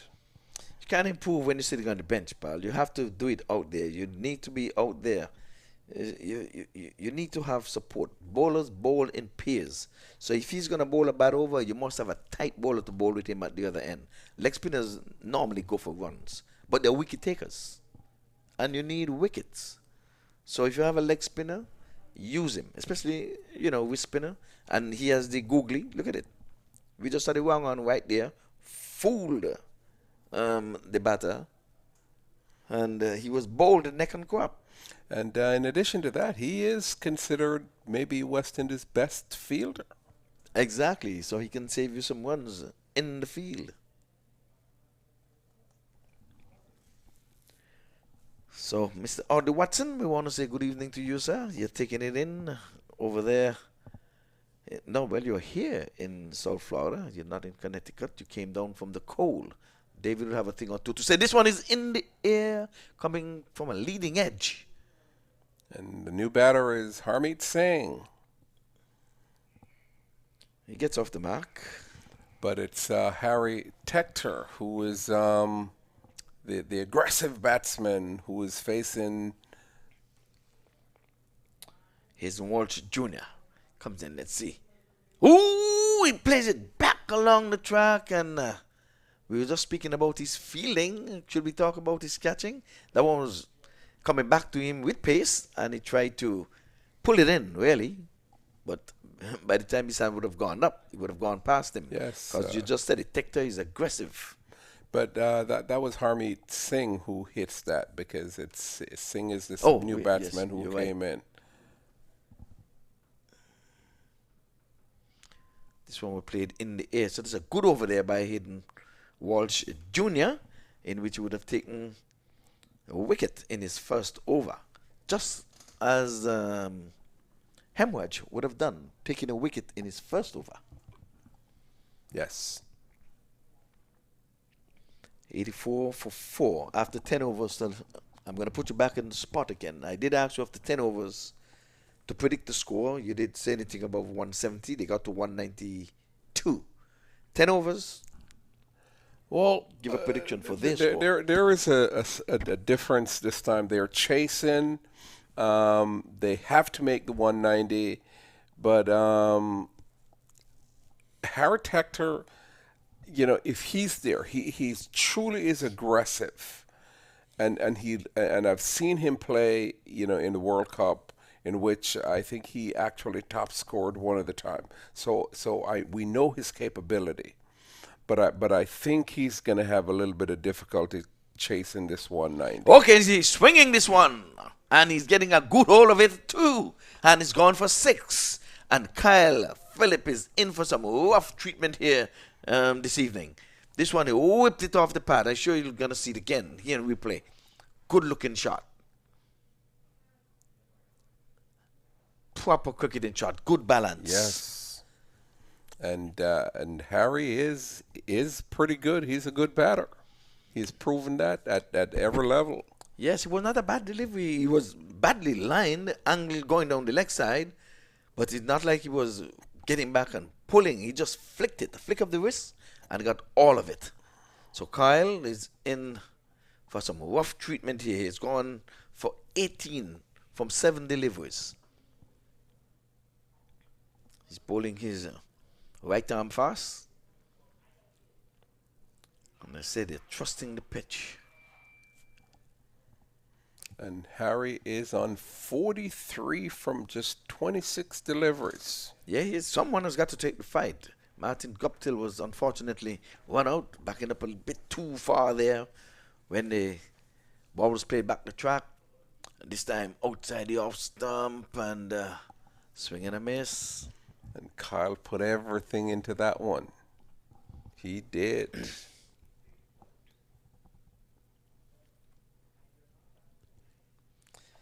So Harry Tector, he's got to do the heavy lifting here. He's been there for some 27 deliveries, 90 for 4. Waiting Kyle. And he's pulling this one again, and this time is even better as he goes into the night sky, and it's gone out of here. Yet another US Open maximum. And Tector is on the charge. He's on the go. Let's have a look. That is a massive 6. It is. And Kyle can't believe it. He's under the pump. He's under the gun. And I'm saying he's trusting the pitch. And again, Milton Taylor, the creator, we're going to give you 2 thumbs up. 3rd day running on this pitch. And you still have life and good bounce. That the batters can trust the path. 96 it is, 1 away from 50 for Harry Tector. Would he take his time and get to 50, or would he wheel that willow and do it for his team? It's not about any personal accolades at this time. It's for your team trying to get over the hurdle. 193 is required for victory. They are on 96, so they're less than 100. The countdown is on. This is going to be a good cricket match. Kyle decides to go round the wicket. And the run rate have increased to 9.2. Outside the off stump, and they're getting. Would it be a bye or it's going to be a wide? Let's see. Looks like it's a bye. No, he got a touch onto it. Oh, he did catch up with it. But they're asking for the wide.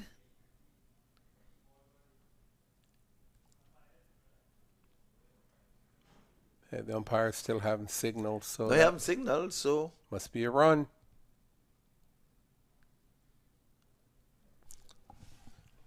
Well, that's his 50. So let's go ahead and say it's 50. The umpire made his decision and said it was not neither a wide nor a bye. It's 50. And now he puts up, acknowledged the 50. He himself must say, well, it's a 50 that have been aided there. He takes the 50. And Kyle did put that was another effort ball from Kyle. Well, Kyle, Sammy swiveling and can't beat short fine leg up in the circle. Again, he was trying to get a little bit more will on that. Once he would have gone past him, he would have been in business. Now they're making the adjustment. They're putting the fine leg back on the boundary. That should have been done in the first place because Kyle is really running in, steaming in. So he was lucky not to get past that short fine leg, but he's in the proper position now as Kyle comes in now, bowls. This time he's playing its one off the hip. They're running the first one as quickly as they can, and they're going to be running two, and they're going to be running two, and gets home quite easily in the end. Kyle is kicking the turf, mad at himself or mad at something. He can't be mad at the throw coming in there, but I guess those two wallop that he got there. Yes, those were two maximums, the massive sixes that Harry Tector did hit out of the ground. Yes, well, this time we didn't have to say whether a batter is going to get 50 or the 100, which one comes up first, because Tector took care of that. He got to his 50 from 29 deliveries, and the Stallions are on 99 for 4, one away from 100, but they're still quite away from 193. Because what we do have here is current rate is at 9, but they do need a required rate of 10.4. Well, so 15 runs came from that over, so you just have to target bowlers, but you still have Hemwedge with overs to go. Walsh is going to bowl 2 on the trot, unlike Hemwedge would have bowled the 1 over, got the 1 wicket, and he's going to keep something for the back end of the inning, I guess. And it's the aggressive Harry Tector who will be facing Walsh. This time he's coming off the outer portion of the bat and can't score. He was trying for the on drive. Squared him up and went into the offside. So you cannot make 50 and out. You're the set batsman now, so you need a good match. May the best team win. Hidden Walsh Jr., right arm. This time he's on driving. They're thinking 2, and they're going to get it quite comfortably in the end. As that one went to the right of the long on. What to run to his right. The ball was always going away from him. So that's good cricket, good running. And Tector would have realized that 2 was on the card because he was not running in. He was running sideways to the ball. It's causing a little headache here for the bowler and the wicket keeper. They're trying to get the angles right, but Harry Tector seemed to have the measure of the angles. This time he's stroking it into the offside. He made it home just in the nick of time. That was a good field, good throw, that was good cricket. Yes, so he was off and running right away, and he really, really put on the afterburners there to get in there. And he looked to the heavens to say, goodness me, I made it. So good cricket, but then again, you have to give it to Tector. He does not want any dot. So he decided, I'm going to chance it, put the fielder under pressure. In 2020 cricket, sometimes that's all you have to do. Put the fielder under pressure. Turn none into 1, 1 into 2s, 2s into 3s, and you can get over the hump. This time he's putting out the boom, he's sweeping, and he's missing. And Walsh made a weak attempt at an appeal. He was pretty sure that was never going to be agreed to by the umpire. Okay, outside the off stump, coming off the outer portion of the bat. Walsh is really holding the reins here. They're trying to get after him, but they're not being successful so far. Tector is off strike. Singh has just gone to the wicket. He's getting a word of advice there from Tector. He's saying, do not give away your wicket. He's bowling well. we'll just target another bowler. They may very well be short of bowlers. Give the big man Cornwall some time. He may very well bat in this inning. He's battling the floor. There's a loud appeal, and umpire is unmoved. Leg by his signal coming in now. But Hazen Walsh was asking a question, and the umpire said, no, he's not out. And that was another good over from Hayden Walsh Jr. Clearly outside the off stump. Mr. Walsh, clearly from our advantage point here, that one was clearly outside the off stump. But 4 runs from 1 over, once again, will put even more pressure on the batting team. So the current rate is now 8.6, and the required run rate is now 11.3. Still early days yet. This is over number 12. 48 deliveries left, and 90 more runs to be realized. It could be done. This is 2020 cricket. Yes, and Harry Tector is still there. Yes, batting beautifully for his 53 so far.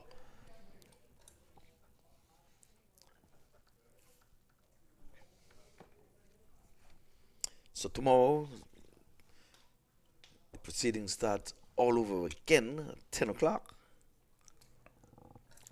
Yes, and we have some more, good games. All the teams, all 12 teams have all star players. Every single team. Well, the wicket taker, Singh, he has 2. This time he's opening the blade but can't pass backward point. That hemorrhage gets in the way. Jasdeep Singh. So if anyone can sing, Singh can sing. He has 1 wicket to his name, sorry, not 2. He's in his 3rd over. So he's trying to get his overs in, get him in and get him out of the way. But he's only given up 7 runs. Yes. So he's put a lot of pressure on the Stallions. So the 3rd man, Kyle, he's up in the circle. He's come around the wicket. Sammy's opening the blade again for a single.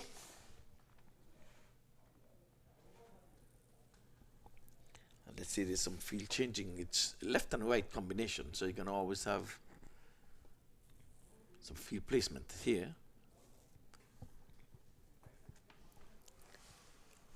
But let's see, Tector, would he try to go after Singh?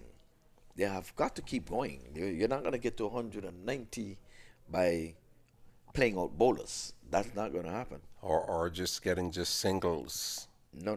Singles are definitely not going to do it. Harry needs to continue his aggressive batting by going after certain bowlers. There's no deep backward square leg, and that's one of his favorite shots.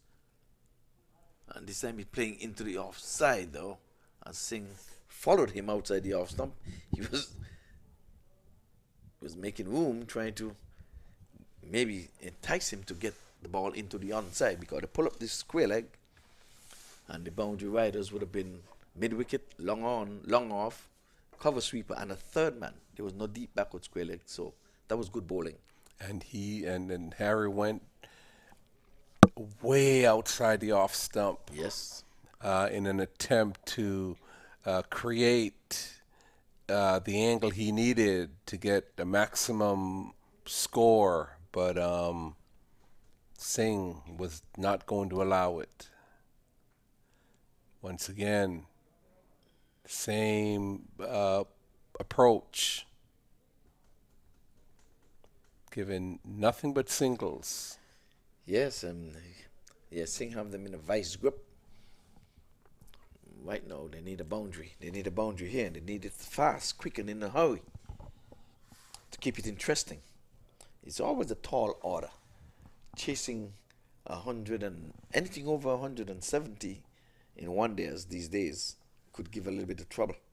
Yes. Sad to say, but that is so accurate. And unless you start off very fast, you have to, those first 6 overs are pretty much the key. Well, a change of bat. Don't know if the batter would have asked for a change of bat. I think maybe some instructions from the changing room. Telling them but that I think Singh would have changed his bat, though. Get a move on. Have to keep it going. It's after 9 in our neck of the woods here. 44 balls to make 87.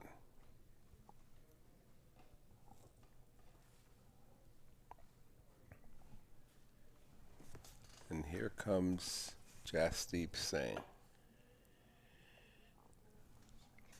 This time he's going to get ones here. He's going to get 4. Yes, the badly needed boundary. And may not have been the intended position, but at least he got it nonetheless. Yes, Harry is on. Harry is being aggressive. Yes, he really got into it. He got the towing of the bat, but the result is what he really wanted, and he got to that. He's on 58 from 36. From 58 from 34 deliveries. I'm cheating him 2 deliveries. Yes, Singh has got to do better. He's 5 from 9. You cannot be behind the 8 ball. Last delivery comes up. He's going after him. Did he get a hand at it? No, he's not. Second time lucky. Wow. And Harry is throwing the kitchen sink at every ball that's come his way. Yeah, but look at this. It did not touch him this time, or else he'll have been the dead duck. And he was, and that ball was hit so hard. Jasdeep Singh was preserving himself from injury. He got out of the way. Mm-hmm.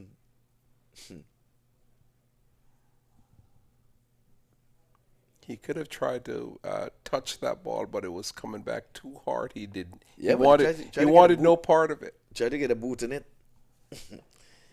Well, Walsh is going to be continuing. He's bowling from the southern end, bowling his leg spinners and wangans. Outside the off stump, that's going to be a wide. He started. Walsh is saying, but it would have turned after it passed him. The umpire is convinced that it's wide, and you have got to live with that. So Walsh. He's still questioning the umpire. He's saying, so go on with the game, umpire. You've made your call. You've made your call. You're not going to change it.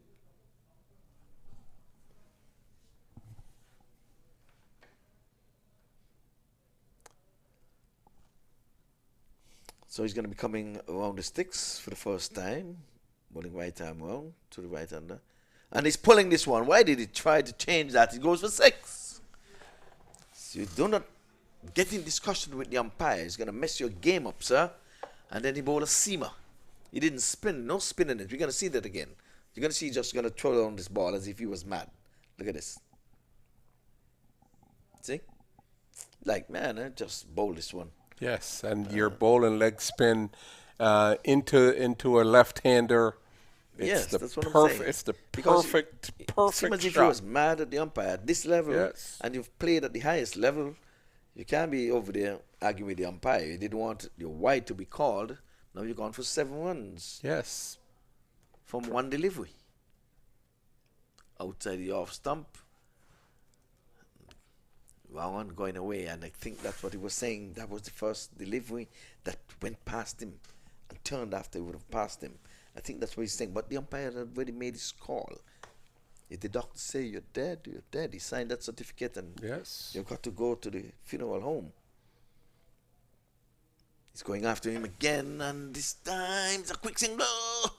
and they made it right in time. Good running there again by Tector.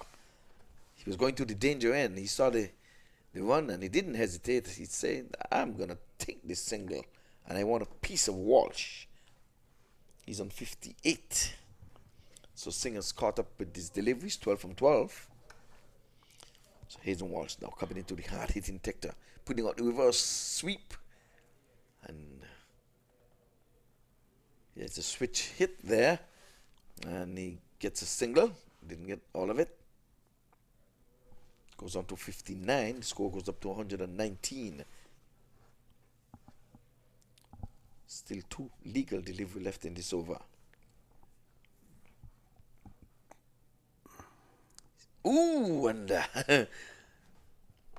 Harry Tector was in a spot of bother there. Yes. As that one came back towards him. He had to small up himself, as we say, to get out of the way. Get out of the way. Yes. Preserve his himself from injury. Yes, well, the 120 is on the board. Okay, this time he's pulling, and he didn't really get a hold of it. Wide long on, got in the way and prevented a boundary. 2 more, though, to him. So Walsh was off from that first delivery that was called a wide. He never recovered once he started arguing with the umpire. I will tell you the famous over that I recall seeing that was with Ravman Powell. I don't know if he was watching that game in which he was bowling excellent. The umpire called him on a wide that wasn't a wide, and it threw him off so badly. Yeah, it happens all the time. You never argue with the umpire. He ended up bowling probably the worst over of his life. They ended up losing the game, and Ravman Powell went into a downward spiral for a little while there. Okay, well, it's 122 for 4. Hamid Singh is on 13 from 13. He's got to do better than that. Harry Tector, 61 from 37. That's what you need. Yes. You one's mouth will have to double the balls. So we have to now start counting to see 11.8 runs per over. Could be That's done. what's required. Could be done, but Tector has got to be there. I'm not still sure. I'm looking beneath here. I don't see if Cornwall has those pads on. He's suffering from the flu at this time. And Romero Shepherd is back into the attack. But he's bowling to Singh. Yeah, but Singh has got to get out of the way. He's got to wheel the willow. He's got to. Oh, that's going to be a wide. Oh, well wide of the mark. Shepherd, you've got to hold your nerves. They're going to be coming after you. Every bowler now, they're going to be coming after.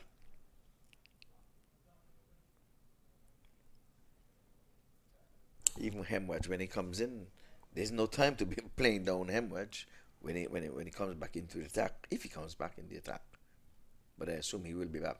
Ooh, this time he's pulling this one. He's getting a good hold of it too. And that will be another 6. Yes, indeed. So just what the doctor ordered. It was short. Ill-directed. Look at it. Good bounce. Up and away she goes out of the outstretched arm of the deep mid wicket. So based on the 11 that's required, he has gotten 7 already. Yeah, they're going to need some overs with some 20 overs and stuff, 21s. He's guiding this one outside the off stump. There's one, and they're thinking two. That was a bullet throw to the keeper. Yeah, he has a strong arm. They have noted that already, so they're not going to be taking any chances with him coming off the boundary. But they're coming after Shepherd. Shepherd, you have to shepherd the sheep. Because 192 runs that you would have made, you have got to defend that. But he has gone for some 31 runs already. And this is just his 3rd over. So he's going for over 10 and over. Yes, 2.2. Yes, actually, it's close to 15, 12. Yes. Ooh, this one is in the air. He was trying to guide it maybe over the short third man, but he got too much willow on it. Yes, he just wanted to just open the face and guide it between the keeper and the third man, but he bunted it from the middle of the bat. He didn't try to hit it out of the park into the offside. He wanted to guide it between the keeper and the short third man. In he comes. Down the leg side. It's going to be a wide. Shepherd has been wayward this. Very wayward. 2.3 overs, 33 runs. 33. So it's 132 for 4. 14.3 overs.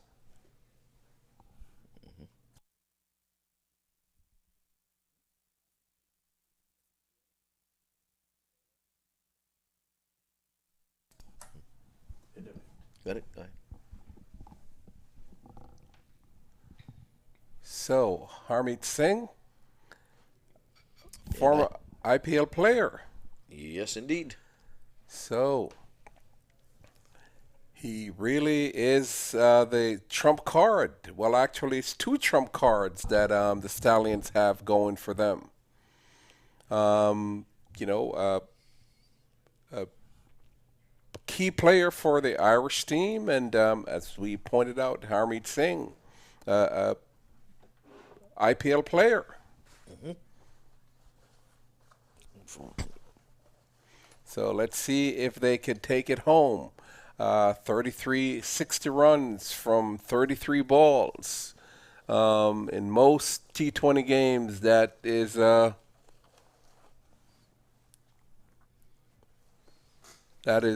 not very difficult.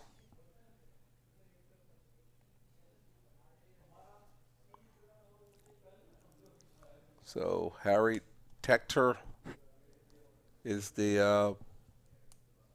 is facing Romero Shepherd.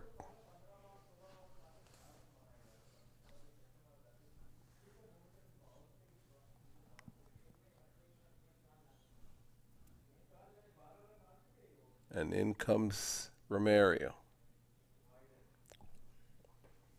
Oh, there's ones here, might be wide, I guess. Let's see.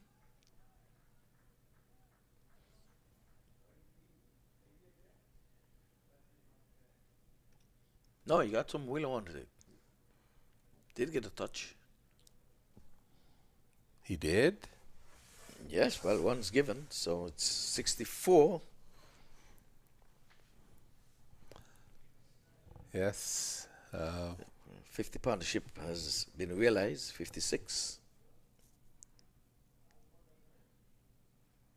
In comes Romero. Last ball. Oh, this one is going to be gone. That was a full pitch delivery, and he made good use of it and sent it out of here, right over the ropes for 6. Yet another US Open maximum.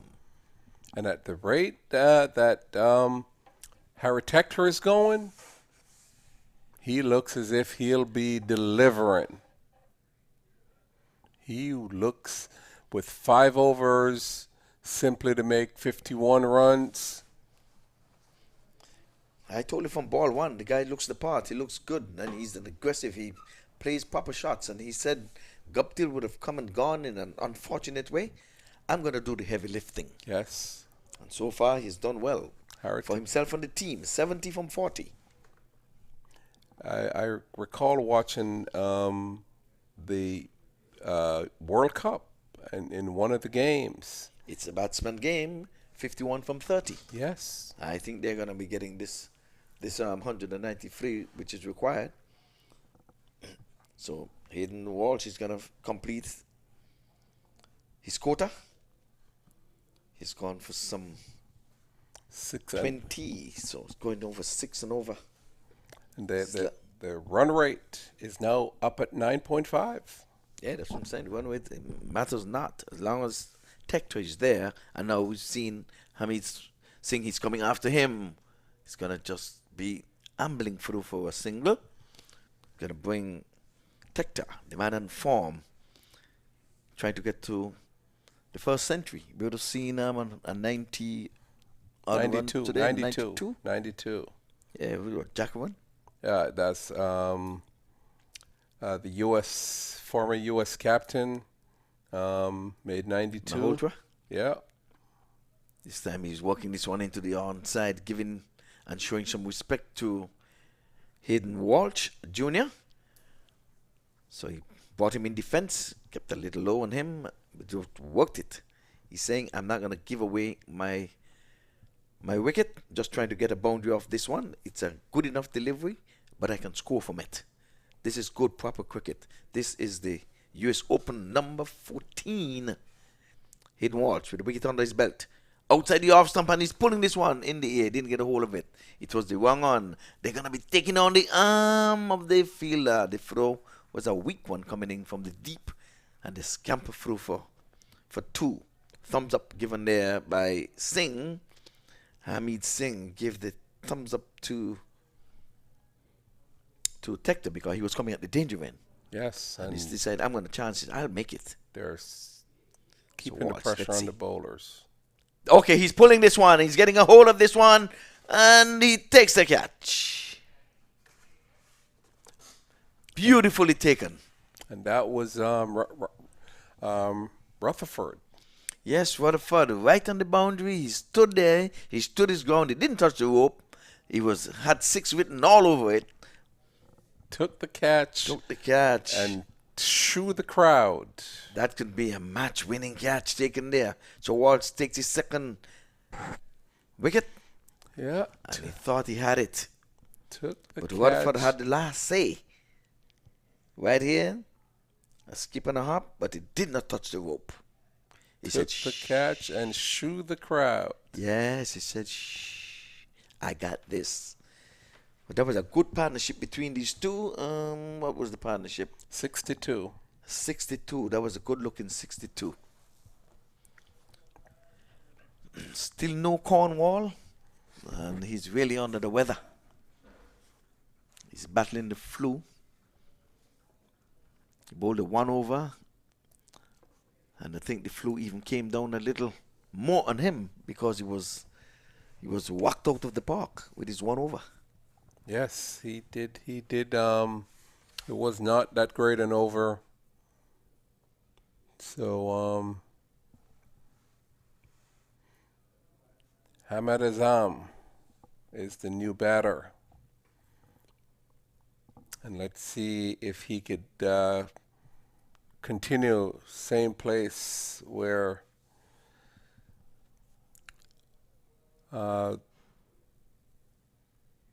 Singh left off.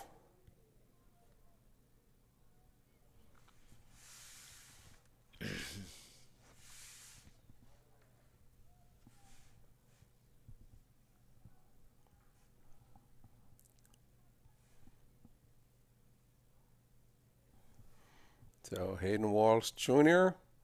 will be bowled into Hamad.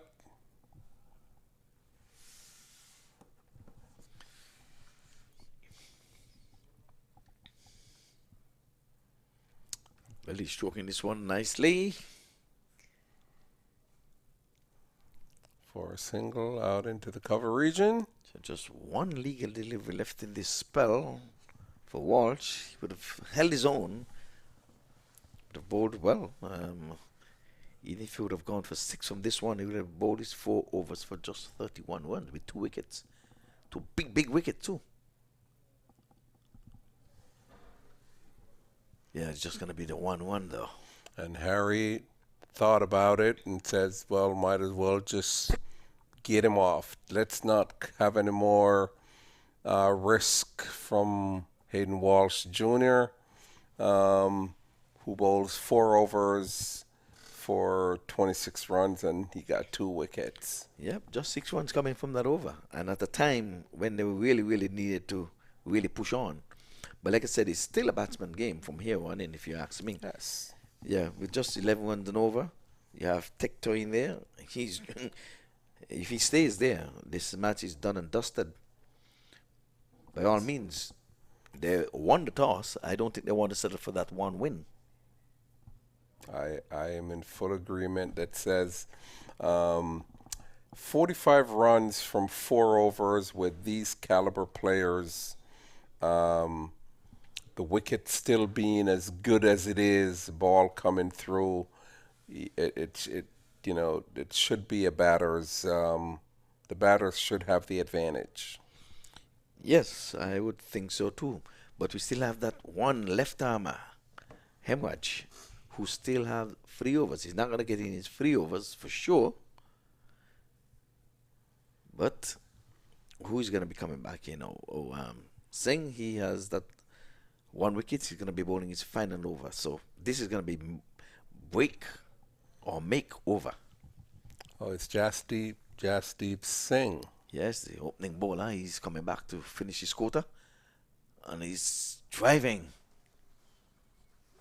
Wow, just for a single. Hector wanted to get onto that. His eyes opened, and he was unable to get onto that. So he drove that straight to long on. Right, so Ahmad Azam, he's 1 from 1. Got to do much better than that. He's just joined the party, really, but he's coming when the party would have really started. Yes, but I'm pretty sure he recognized he has to do his part to help in with getting his team over the line. Yes, but I cannot see the Stallions losing it from here. He was unfortunate. Guptill 1 out, trying to back it up too far. Ball came back at pace with Jesse Singh, and he just got a touch onto it, and the ball went into the sticks. Didn't even wait for the umpire. He knew he was out of his ground. He just walked and said, unfortunate. But here it is. Tector decided that he's going to do the heavy lifting. So far, he's done well. And this time he's playing this one. He's not getting a hold of that. Was a full pitch. He was going for glory. And didn't really get a hold of it. They still have to play proper cricket shots. If you would have stayed and played proper cricket shot, I think you would have got more from that. It's going too hard. He has great bottom hand, and Asian players, they tend to have great bottom hand. So he swung and used his bottom hand to try to get that over into the fine leg, square leg region. Okay, well, the 150 is up. 150 for 5. The battle is on. Let's see this. Oh, he's trying to go under this one again and getting an inside edge, and he's not getting the desired result. Another single. So they're building poles. They need some fence to wrap around these poles. 3 deliveries from Singh. Good bowling so far. And 3 poles are in the ground.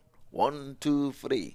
They need to wrap a fence around it right here and now. Let us see if Azam would have the goods to wrap a fence around these 3 poles that are in the ground. It still need 12 runs per over.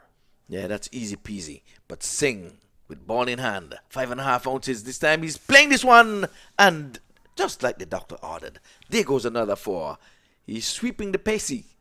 Just using the pace of the ball outside the off, outside the. Well, he went outside the off stump to play this one. Look at it on the replay. Going outside the off stump, and he's working the angles, and he did wrap a fence around the poles. Yes, and that's all he had to do was get that ball over the square leg, over the fine leg, the head of the fine leg fielder, and it was the tallest man in the field, Kyle Phillip, and he really mastered that one. So they need more fence. They need another fence. We have 3 poles and 1 fence. So 155 for 5, chasing 193. It's going again, and Jesse seemed to have the knack for balls coming back at him to try to avert a run out. If he would have got a hand on that again, Tector would have been in a spot of bother. He was desperate to touch that too. Yeah, but these batters have to know this now. They have to stop hitting down the ground. Because they saw Guptill go that way. He had a near miss again against Tector. And here it is again. Tector would have been in a spot of bother again had he touched that one. So 19 legal deliveries are left. 37 to be realized. Let us see. Singh in his last over, last delivery. And he's edging this one for 4. We did ask for another fence around the poles, and there she goes. It doesn't matter how they come, outside the off stump. Yep. And it seemed that he took some pace off that one too. Yes. Still race to the boundary. No third man, and that's the end of Singh. Not a bad spell. 1 over for 26 from his 4. So Tector goes down to 78 from 45. 11 runs and over with 6 balls in hand. Or you can get 36 runs on and over, man. So 11 runs is easy peasy. Yes, yeah, I truly believe that 30 runs from 18 balls, you should be able to get one good over where you could get 15 runs. One of the overs should at least give you 15 runs. So, what happened to Hemorrhage? Something is happening with him. He bowled a 1 over. He bowled an arm ball. He got a wicket. He knocked him over. And he has not been seen since. And we're into over number 17. Yes. Instead, it's going to be Rutherford. And Rutherford has gone for the 11 runs and over. That is needed. This time outside the off stump, but there's a cover sweeper. Goes for a single. Could have done a little bit more with that, maybe. But he banged it out to cover sweeper. But nonetheless, he gets Harry Tector on strike. And again, he's the one who is doing the heavy lifting, trying to get his team, the Stallions, over the line. As he comes in, that is Rutherford. And he's playing the onside, getting an outside edge. And he scampers through for a single. The bowler was interested in an LBW. I'm not sure I understand that. No, he came off the bat, clearly. That came off the bat. So he was in more hope than anything else. Still trying to work the angles to get that man, get some of the feelers with that extra blade of grass. Go on that particular grass. Get that boot on there. So here comes Rutherford. He's charging. They're going to be running an easy 2. He's doing the right thing now. He's charging, using his feet instead of just standing there and swinging to the hills.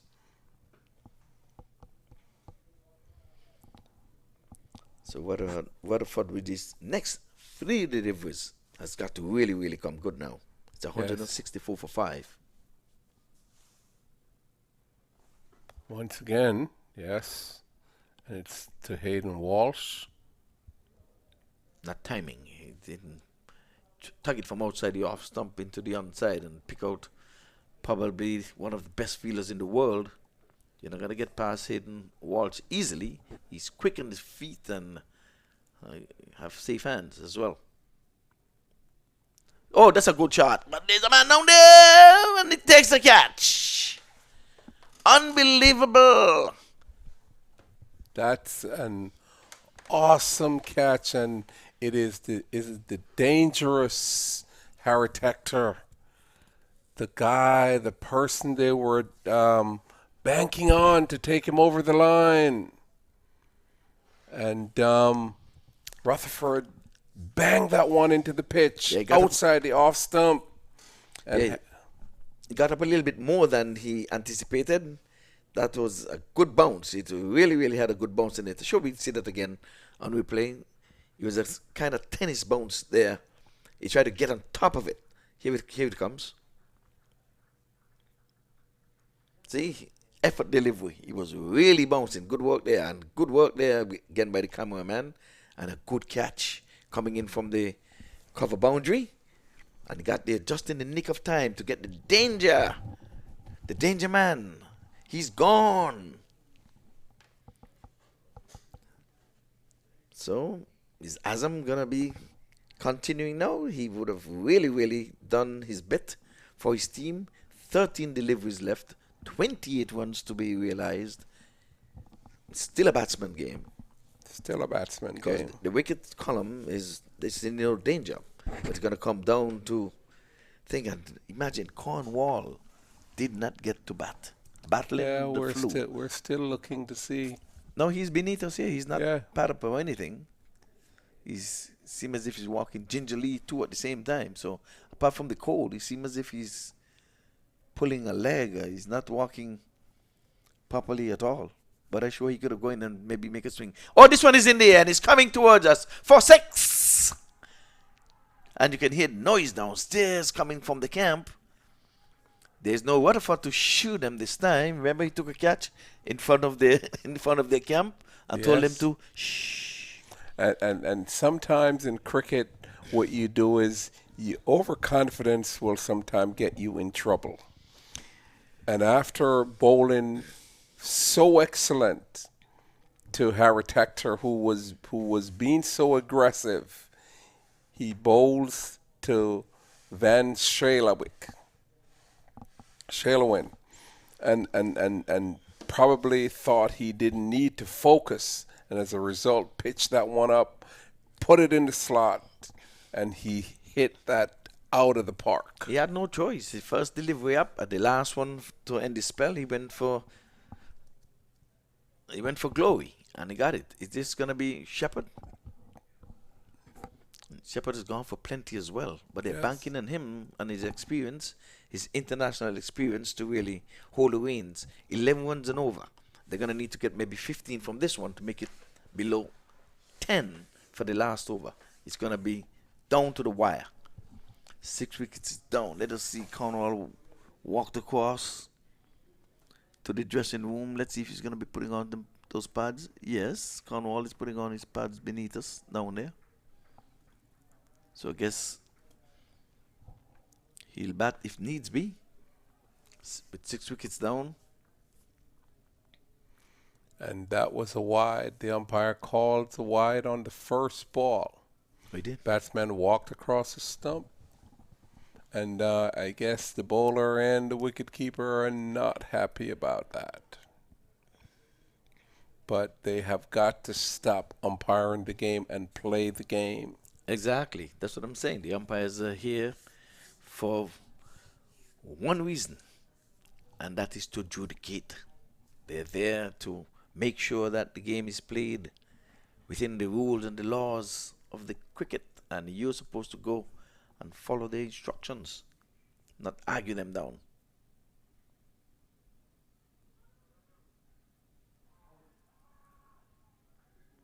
I think he made it. And there are more runs.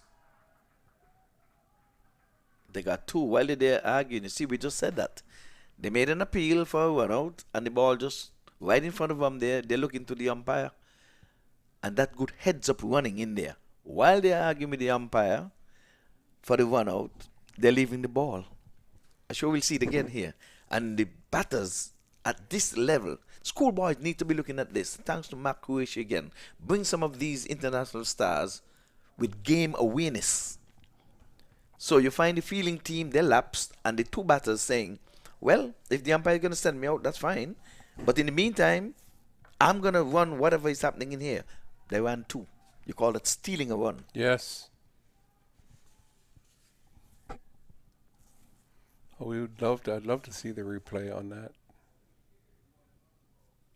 This time he's playing this one into the offside.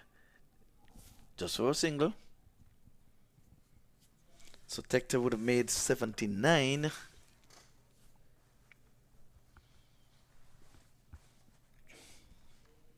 Top score in this inning? Yes. In this game, right? Yeah, this game, definitely top scorer in this game. But definitely not top scorer so far. 92 has been the top score so far. Yeah, Jacobin. 18 from 10. Everyone's holding their breath here. It's getting close, folks. Yeah, first close game of the... First close game. Trying to be cheeky there. That was outside the off stump. There's no third man, so why take it from outside the off stump, a full toss to turn it around the corner and to go to Hayden Walsh. You must know your feelers. Keep the ball away from him.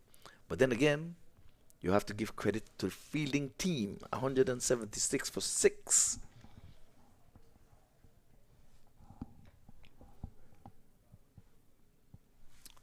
Azam hit a lovely 6. And this time he's driving in the air, passing extra cover. Goes for 1, goes for 2. Will they take the arm on? For the 3rd? Yes, they will. No, they... And look at it. He's bending over saying, I should have gone. They could have taken the arm from the deep down there and saying we could have forced the 3rd one. But Shepherd's gone for plenty. His 50 comes up. Wow. Yes, he's gone for plenty. None for still 50. Still have 2 to go. Yeah, so why would they really continue to bowl him? Well, Mario Shepherd is under the gun. He's under the pump. He's gone for some 51s. 1, 2, 3, 4, 5. So the boundary riders, they're bringing in Hayden Walsh. He's coming up into the circle. That's the man you want on the boundary, though, Hayden Walsh. Okay, they must have heard me. So they're now sending him back out to saying, no. We can't have Hayden Walsh in here saving single. We want him on the boundary saving 4. So they corrected it. They sent him back. You're not seeing it on view, but they're just letting you know what's taking place.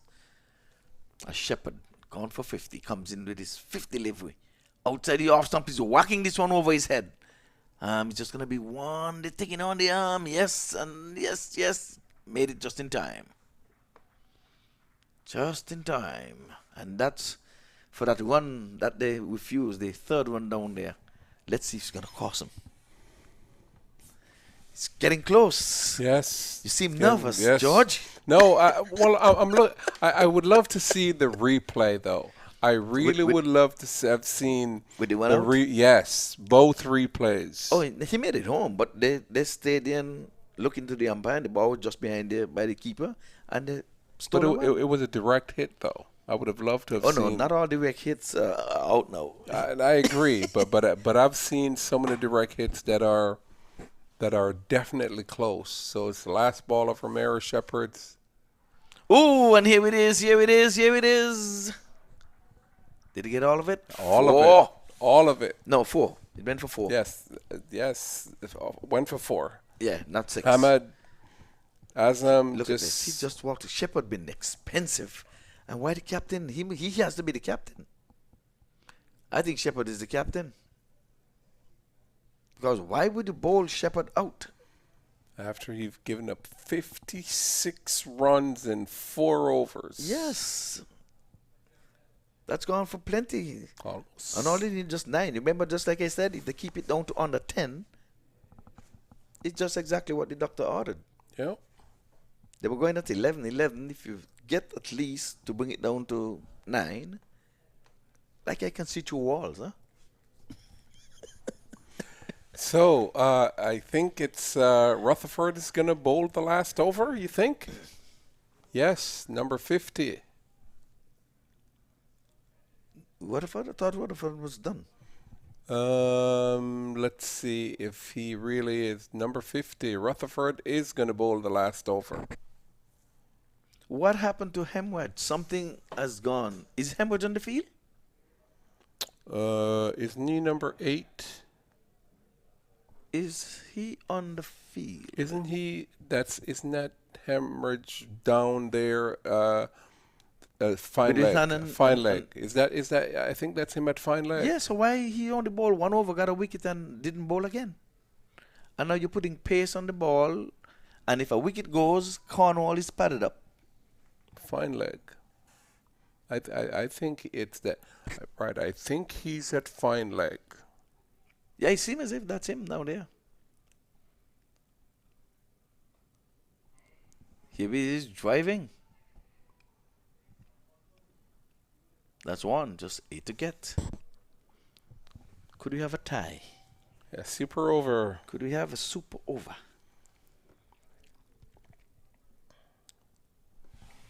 8 runs, 5 balls. And I know Rutherford is saying, I want to be the player of this match. for my 64 runs, my 1 wicket. I've only gone for 33. I didn't go for 50 like Shepherd went for 56. Now they're trying to get all the angles right. They're bringing up fine leg. They're bringing up long off goes back. He went in to just give a last word of encouragement or advice to Waterford. So Waterford goes in now, he bowls. This time he's pulling just for a single. So he's doing it in singles. The partnership has realized 21 runs so far. So 2 balls, 2 singles. Yeah. They started with 9. They needed 9. 4 balls. It's coming down to the wires. I did say that. 186. They're trying to get to 193. Stallion won the toss earlier in innings. Sending Masters. Oh, he's hitting this one out of here. It's gone for 6. There she goes. And Waterford knocked the bails off. What's going on? It's not over yet. He knocked it. No, it's not over yet. He thought it was done and dusted.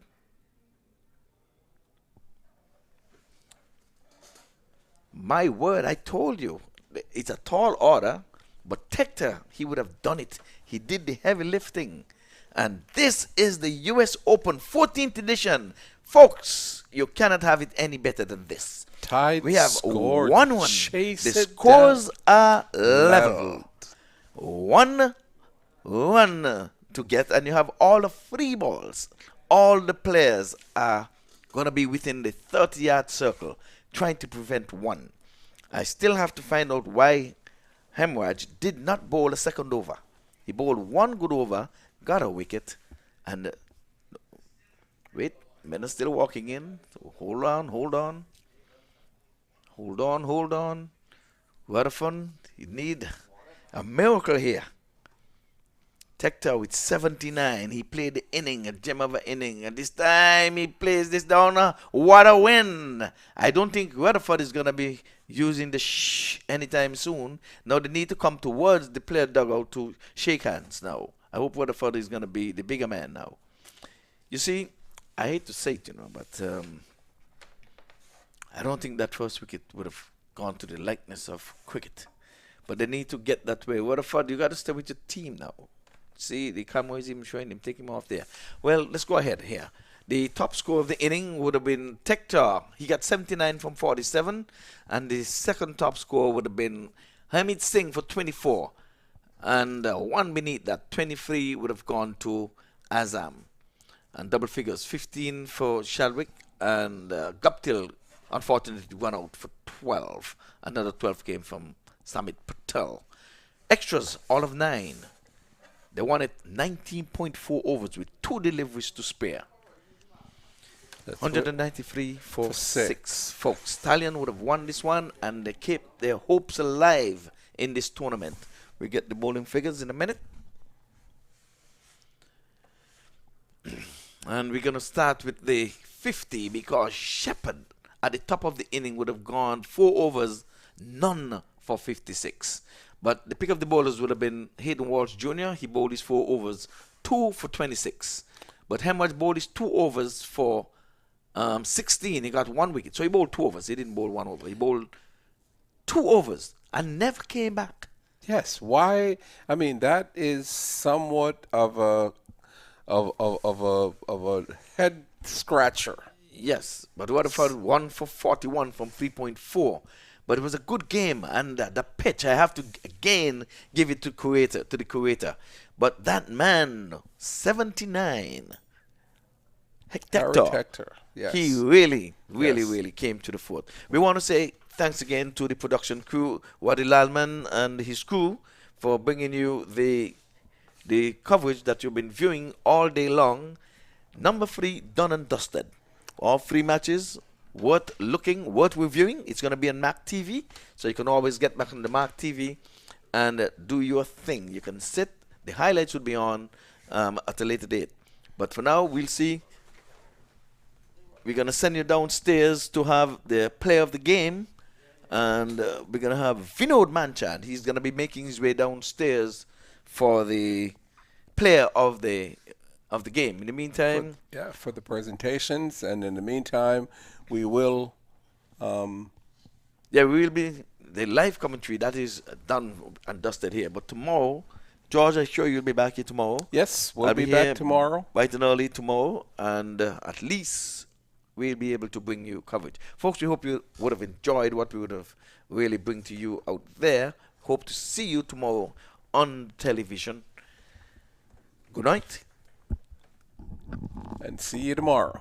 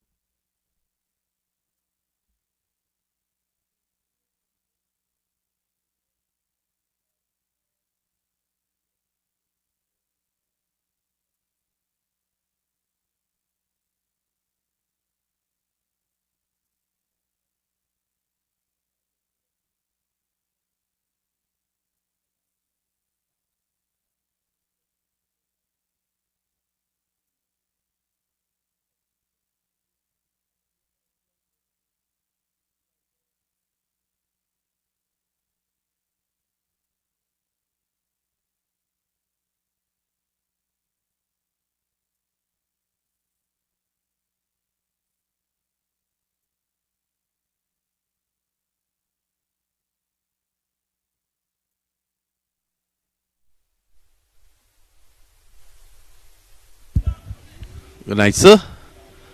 Did you enjoy that game, sir? Did you enjoy the game?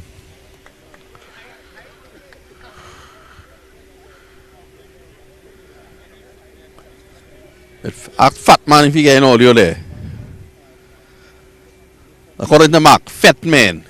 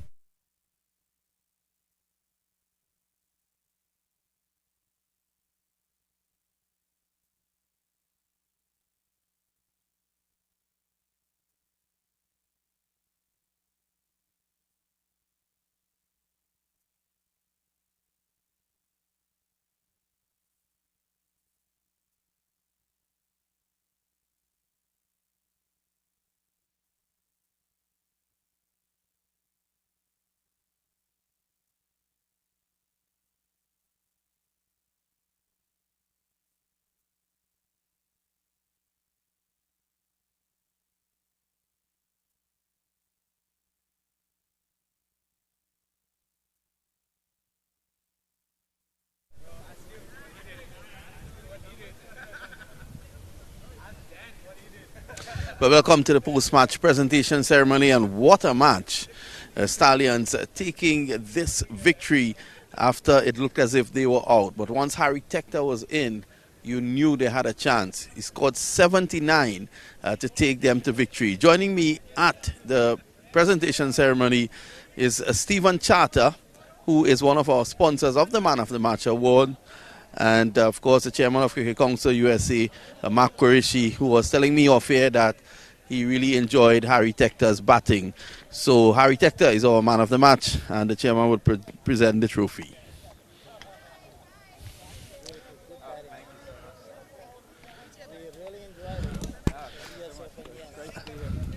And after that, we also have your sunshades there, Harry.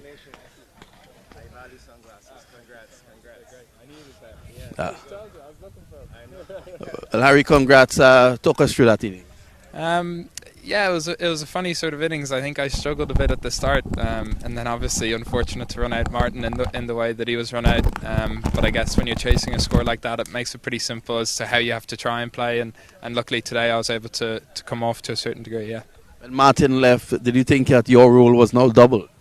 No, we have a very strong side, and we're fortunate that we have a lot of players who can play these match-winning innings. And I got superbly well supported today from everyone who came in and really brought a great tempo to their innings. And even when I got out, the lads, they finished that game off so well. So it was a real team performance and a great win.